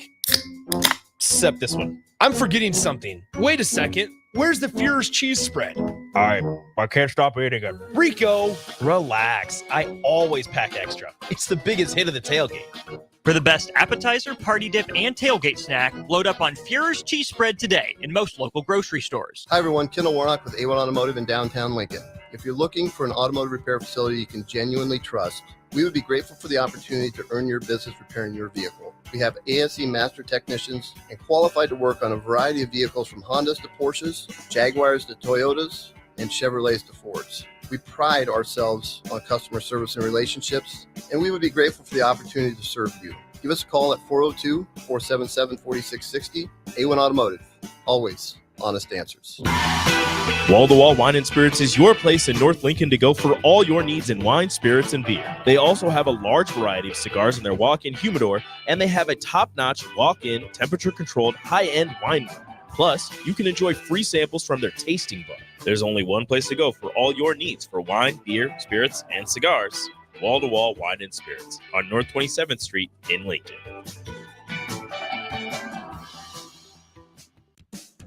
Ever wish you had another light switch on the other side of the room on a dark night? How much better would you sleep at night if you had a ceiling fan in your room? The High Electric Service Department is here to make your electrical what-ifs a reality. Whether you're looking to replace some outdated light fixtures or brighten up your counters with under-cabinet lighting, High Electric can handle all types of residential electrical installations and services. Give Erica a call at 402-466-6606 or visit high-electric.com to get started. If you're a homeowner or a business owner, you have a lot of projects, and no one has an unlimited budget or time. Sunbelt Rentals makes all jobs less stressful with no need to purchase large equipment or hire a crew. You can do it yourself with rentals in everything from aerators and power rakes for spring yard work to stump grinders, concrete mixers, tile saws, and more. Check out their inventory in Lincoln, north of Cornhusker Highway on 56th Street, or online at sunbeltrentals.com. General Fire and Safety has been keeping Lincoln businesses and commercial structures safe for more than 50 years. From a simple fire extinguisher to full fire suppression systems, Lincoln has trusted General Fire and Safety to provide top-of-the-line products, installation, and maintenance. If you're starting a new business in a brand new building, call on General Fire and Safety to help you plan a fire safety system that fits the specific needs of your business, employees, and customers. Call General Fire and Safety today at 402-261-0116. Tune in to 93.7 The Ticket as soon as the clock hits 0 for the Jay Foreman postgame show. Listen to expert analysis from the Husker Hall of Famer, an 8-year NFL veteran, for 90 minutes after the game. The Jay Foreman postgame show, sponsored by Anderson Ford, Tanner's Bar and Grill, Tavern 180, Elway Power Sports of Lincoln, Vinnie Kreekak of State Farm Insurance, and Action Plumbing, Heating, AC, and Electrical on 93.7 The Ticket and theticketfm.com. Hey guys, it's Nick. You know how much I love beer, and this game day, show your Husker pride with Dear Old Nebraska Brew, the official beer of the Nebraska Alumni Association. Brewed by Nebraska fans, for Nebraska fans, Dear Old Nebraska Brew is your go-to for every kickoff, touchdown, and celebration. Whether it's tailgating, watching the game at home, or gathering with friends, this beer is there to bring that perfect game day refreshment. Dear Old Nebraska Brew embodies the spirit of Nebraska with every sip. So crack one open and let the good times roll. Dear Old Nebraska Brew, the official beer of Nebraska alumni. Please drink responsibly. Empower a child today with the Teammates Mentoring Program. Hope is only a conversation away when you choose to share your talent, time, and heart with a child. Together, you can build a relationship based on strengths and chart a brighter future, 1 week at a time. Find out how you can be a mentor by visiting LincolnTeammates.org. Become what you needed as a kid by joining the Teammates Mentoring Program today. If you're in Seward or Milford, listen up. Select Plumbing is now servicing your area with no trip charges from Lincoln. Select Plumbing works on a variety of issues for your home and business, including general plumbing, water heaters, faucet and fixture repair, underground sewer and water repairs, backflow testing, and more. Keep your property free from leaks and other issues. Call today for a free estimate, 402-560-6197. It's not just Lincoln, Waverly, and the surrounding area anymore. It's also Seward and Milford with no trip charges. Contact Select Plumbing to inquire at 402-560-6197. It's the fall sports season, and that means that the school year is back in session and you're planning road trips for Nebraska football games and following your kids around to their different events. Stop telling yourself you'll upgrade your car someday and do it now. Mullen Motors Lot is full of great vehicles to take home so you don't have to worry about your current car struggling through another season. Come check out their lot just north of 48th and Lake and find your next ride. As your fall schedule gets busy, you'll need a reliable way to get to your destinations. Mullen Motors. No taglines, just quality vehicles. Mullen Motors. Lincoln Federal Savings Bank. Personal banking like you remember. Home. It's more than a place. It's a feeling. This is Eric Bertrand with Lincoln Federal Savings Bank. If you're looking for a place to call home, call me. Let's review your financing options and get you into the home of your dreams. Proudly serving Husker fans. Personal banking like you remember. Member FDIC, equal housing lender. Hey, bestie. Whoa, how'd you snag that awesome set of wheels? I'm in the market for a new car, too. My friends at Members Own Credit Union. You're always in the driver's seat when it comes to your finances at Members Own. Always in the driver's seat, huh? Yep. They set you up with a loan that makes sense for your budget with great rates and top-notch customer service to boot. Looks like we're going to need to make a pit stop. Let's go. I'll drive. Hit the road to financial success and explore auto loan options with your best financial friend, Members Own Credit Union. For details, go to membersowncu.org/drive. Federally insured by the NCUA. Back to the A1 Automotive Ticket Tailgate Pregame Show on 93.7 The Ticket and theticketfm.com. Brought to you by Mullen Motors. Back one final time here on the A1 Automotive Ticket Tailgate Pregame Show. Austin Orman and Harrison Arns with you inside the 93.7 The Ticket studios. This segment brought to you by Mullen Motors. You can get to Husker road games and youth sporting events safely this fall in a new ride from Mullen Motors. It is just north of 48th and Lincoln, 48th and Layton, I should say, in Lincoln. 25 minutes to go before kickoff, Huskers and Scarlet Knights. Harrison, I brought this up with Strick. I'd like your thoughts on it. When you think about Nebraska and you think about Rutgers, you think about, for Nebraska at least, history, tradition, big name program. For Rutgers, you think about, hey, they're the birthplace of college football, and they were good in 2007. And that's really it. One of my high school baseball coaches, before one of our games, we were kind of scuffling a little bit, had some stuff to work on, but we were playing a certain team who I will not throw under the bus now. They said, guys, we're playing this high school.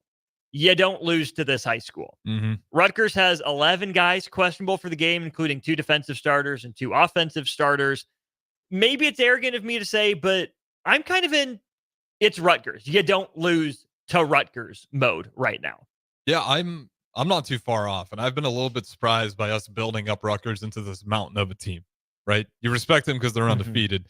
You haven't lost to them. You go back, it was 0-6 Rutgers is versus us. So you have never lost to them. Yes, you've had some close calls in not too far of the past, but this is a much better Nebraska team. And, you know, we're familiar with Greg Schiano. He's a good coach, but at the same day, like, we got to stop doing this, building these teams up in the mountains, especially in a game like this. Like, I get it. They have a running back who is just dominant, who's getting 6 yards to carry, but it's a very one-dimensional team. All right. They can't throw the ball. And what has Tony White and this black shirt team done against teams who are one-dimensional? Dominated.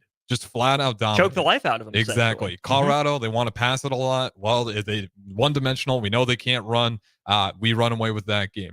Illinois was the only team that was actually pretty balanced that we've played thus far. And it kind of showed some cracks in the armor for the Nebraska defense. But I go back to this Rutgers game, and we're looking at a very one-dimensional team again.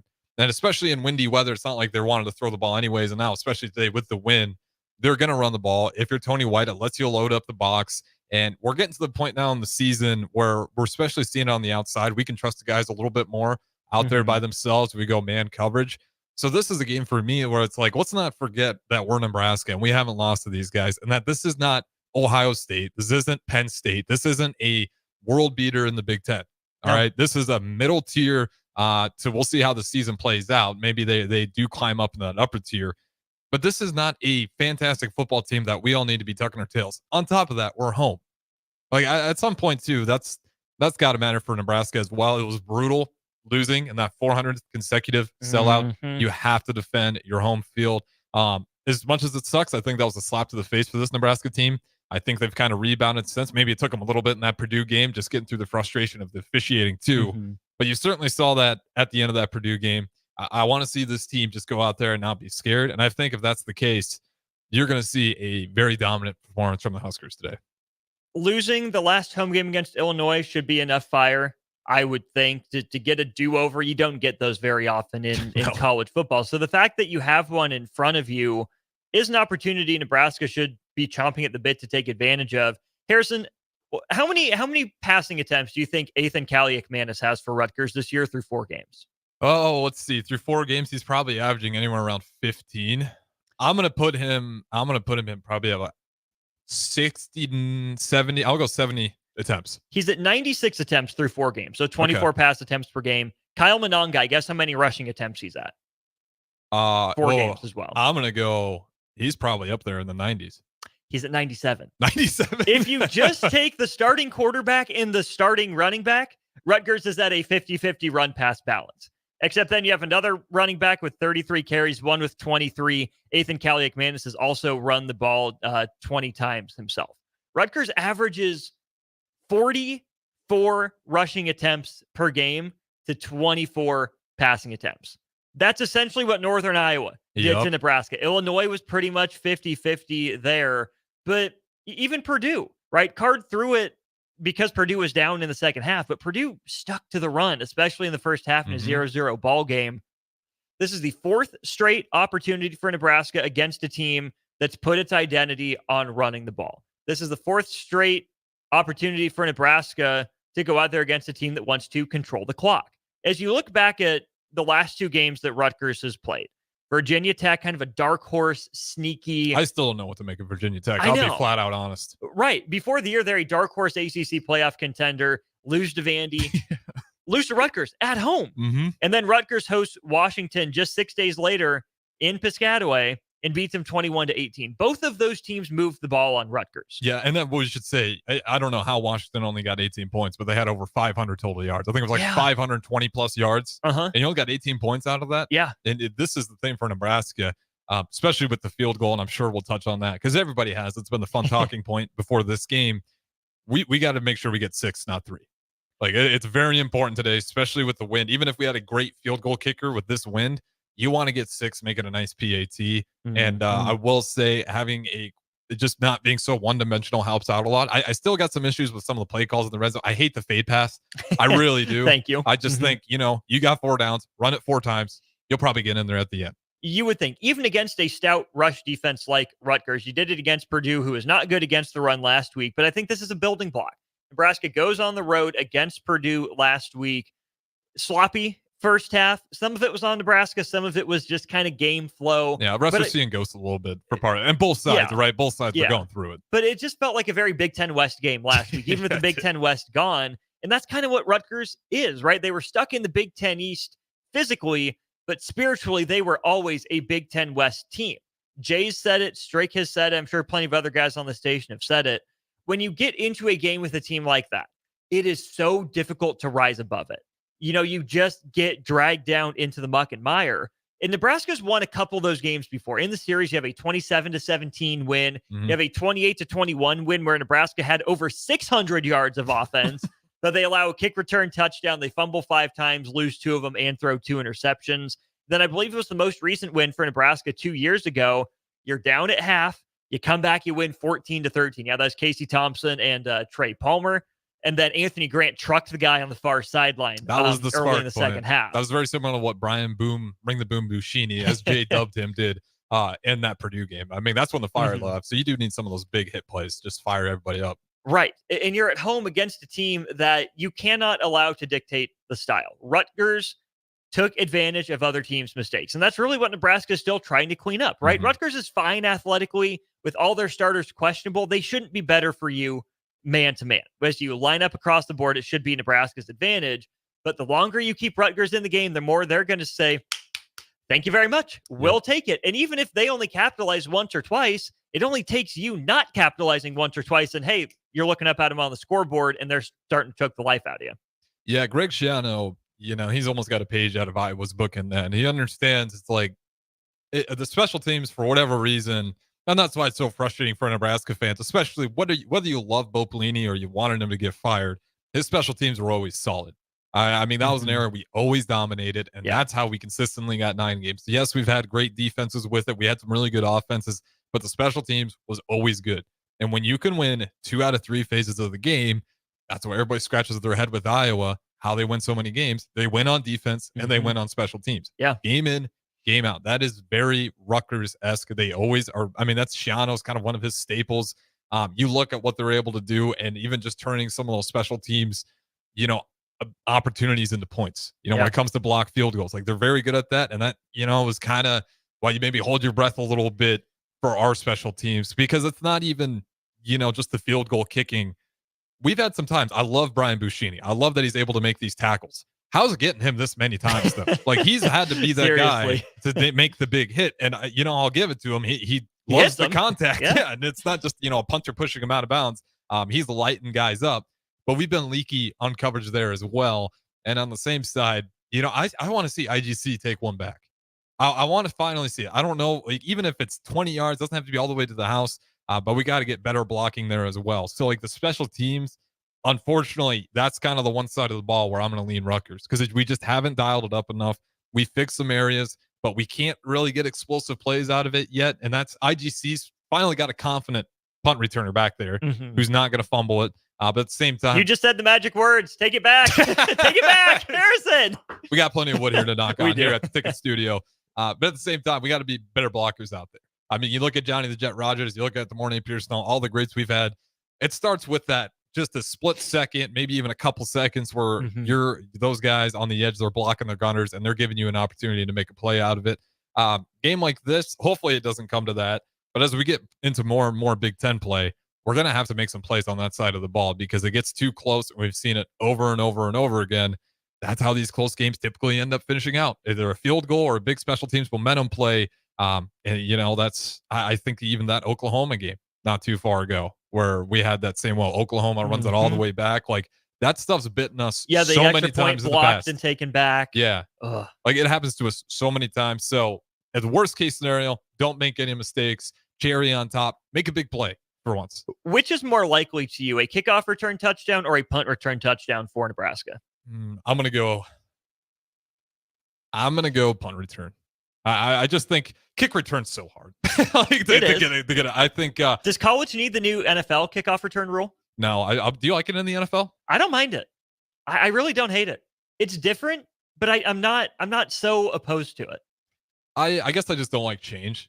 I wouldn't be out there with a picket fence protesting, for it. But I'm very old school and I like tradition. And to me, that's always, being one of the guys back in the day who got to be the quote unquote wedge blockers, which I think they got rid of that too. They did. You can't do that anymore. Cannot do that anymore. But it took a lot of pride to be one of those guys just ready to get your head blown off on that side of the ball. So no, it wouldn't bother me too much. But I do think, we probably won't see it come to college football for a few seasons yet, even if they are leaning that way. So I mentioned Rutgers is an opportunity for Nebraska. I think the Scarlet Knights are looking at Nebraska the same way. They will have Wisconsin next, who's beaten up on Purdue. Still not sold on Wisconsin. UCLA, pretty bad, before they go to USC. Rutgers is looking at this as their next step on their path to get to 7-0 before probably their biggest game of the year on the road at USC. Because then after that, they host Minnesota, they go to Maryland, they get to host Illinois, second to last week of the year. And then they finish out the year with a game against Michigan State. But I just saw this come up on Twitter here, Harrison. Last week at Purdue, Matt Rule had Nebraska do the one-on-one blocking competition drill. Did it again here today. You get Mekhi Bayer against Janarin Bonner. You also get Micah Mazuka back. He is going through warm-ups, and he was blocking Ty Robinson. Matt Rule said Micah Mazuka is a backup for them, but I think it's at least good to see him, back with the team participating in drills. Yeah, and we see this from Matt Rule all the time. Like he's very good on giving guys, opportunities. But if he lets you back in, it's not going to be here's your spot back. Like he's going to make you work for it again. But it is good, and it's also good just to see that there is some definite buy-in. We don't know the full story of everything, but we do know one thing with Matt Rule. And just the fact how many guys are not hitting the portal while he's been around and how guys talk about him in the press conference, even outside, if you're lucky enough to catch one of those players, only good things to say, and I'm sure even behind closed doors when the media is not around, he just seems like one of those guys everywhere he's been, the respect's been there. So I think it's fantastic having him back there, even if he doesn't play today, it's another guy that later in the season, who knows if we need him, if he gets that spot back, if everything's clicking.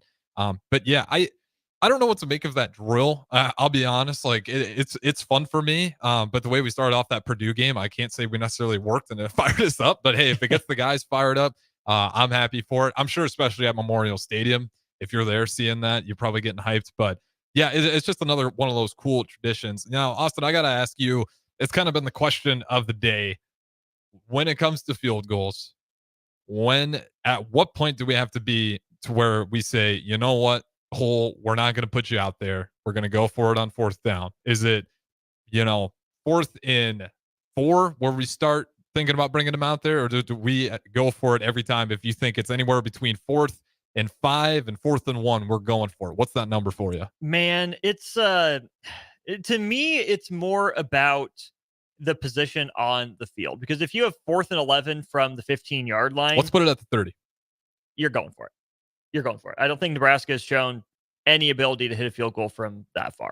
I also don't know how much of it to put on John Hull necessarily compared to the whole operation, right? I don't know enough about special teams to say, yep, it's this guy's fault, it's that guy's fault. But it really takes you back to 2019. Barrett Pickering only played in 4 games, perfect on extra points, 3 of 5 on field goals. Isaac Armstrong, backup kicker, also the punter that year. He was 2 of 5 on field goals. He did play in all 12 games. Matt Waldock came on late in the year, 2 games. Matt Waldock, that's a name I forgot. 4 for 4 on field goals. Lane McCallum Amen. missed the one against Colorado, but had the walk-off against Northwestern. Harrison Martin, my boy, shout out Lincoln Lutheran. He was 1 of 1 on field goals. And then you also had Dylan Jorgensen make an appearance, 5 for 5 on extra points, but 0 of 1 on field goals. You're not quite to that territory because I think you have a pretty defined third kicker in Nico Ottamanelli, who you recruited, right? Just use the guy you recruited. Yeah, maybe if you really are committed to the field goal bit, bust out your kicker, right? If you can't find a kicker again in 4 years, that's a bigger problem than not being able to find one for 1 year. If you have 4 years of Nico Ottamanelli, for example, right? Run him out there. If he's going to put points on the board, just use him. But also, by the same token, Dylan Raiola is probably the best player on the team. Do we feel confident saying that? At least the most trusted offensive player? Yeah. Put the ball in his hands. You don't feel bad about it. If you like your veteran offensive line, lean on them. If you like your playmaker wide receivers that you got out of the transfer portal, hey, take a look at one of them. You haven't used the tight ends a whole lot. I think you have 13 catches by tight ends, another 8 by Carter Nelson, wherever you want to classify him. Which is very surprising in a Satterfield offense, by the way. I just, the way he loves to use his tight ends, you think that'd be a lot higher. But nonetheless, I cut you off there. You would think. I mean, there are so many options for Nebraska offensively. Yeah. The playbook ought to be wide open if you're 4th and 5 or closer. If you're inside the 20 and you feel like you just want to take the points, okay, go for it. But I also think that if you go for it on 4th down, I think right now we are interpreting it as a slap in the face to special teams. We can't trust them. But maybe it's a vote of confidence in the defense, right? Maybe it's not Matt Rule feels he doesn't have any options. It's, hey, defense, we trust you to go make a big play if we don't get this, so go get them. Yeah, and that's like if I'm gonna play devil's advocate here, like that's a good flip to put on the mindset of it. But if you're the kicker, you know what that's about, right? Like there's no question about it. They trust, or if you're the long snapper or whoever, they trust going for it on 4th and long as opposed to giving you a shot to kick the field goal. So for me, it's my whole thing on this is like I think we're gonna get in situations. We're gonna probably have to kick some field goals. Hopefully we don't at all. Hopefully we're just getting 6s and we don't have to worry about it. But we got a lot of football left this season. All right, we're not just playing Rutgers. That's not the end of the season today. We got a lot of football left, and as we get more and more into this Big Ten play, we have to have an option there. So we can't just run away from it. I'm sure they worked on it all week in practice, and that's going to have to show up. Again, hopefully the situation, you don't need him. You really don't need him out there at all today. And with the wind, there is a little bit of even if we had a really good kicker, we felt good about him back there, there's going to be situations in this game where you probably still would just opt to go for it just with the weather and depending on how far out you are. So, yeah, in my situation, I think it's just one of those things where I'm not going to back away from it. If it's 4th and long and we're in field goal range, you're going to have to get your confidence. If Matt Rule's saying that it is going through in practice and it looks fine there, when the lights come on, there's something mental happening, and you just got to hope that got ironed out this week. If we don't see him at all and we just go for it every time, then I guess that's kind of our answer. It didn't get ironed out, and we are seeing those same mental issues. But we got to get out of here. Austin Norman, score prediction. I'll give mine. I already gave before. 35-10. 31-13. 31-13. Same neighborhood. Okay. Same neighborhood. I was lower during the week during On the Block, but I just talked myself into teams have piled up yards on Rutgers. 500 to Washington. At some point, someone's got to put it in the end zone against them. I think Rutgers red zone luck or skill, whatever you want to define it as, is running out. So 31-13 Skurs. I like it. And plus that IR report we talked about as well. Pretty damning for Rutgers right now. We'll see if it actually pans out, though. Hopefully Huskers get a win. As we wrap things up here, again, this segment was sponsored by Mullen Motors.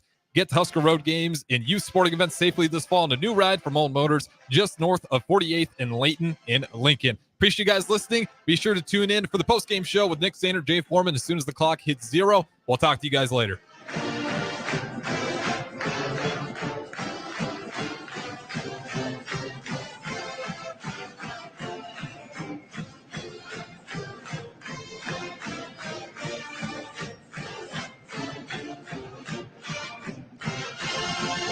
All right, Rico, let's do the final checklist before we head out. We have a lot of people coming to the tailgate today. I'm ready. Burgers? Check. Chips? Check. Icy cold beer? Check. Except this one. I'm forgetting something. Wait a second. Where's the Führer's cheese spread? I can't stop eating it. Rico, relax. I always pack extra. It's the biggest hit of the tailgate. For the best appetizer, party dip, and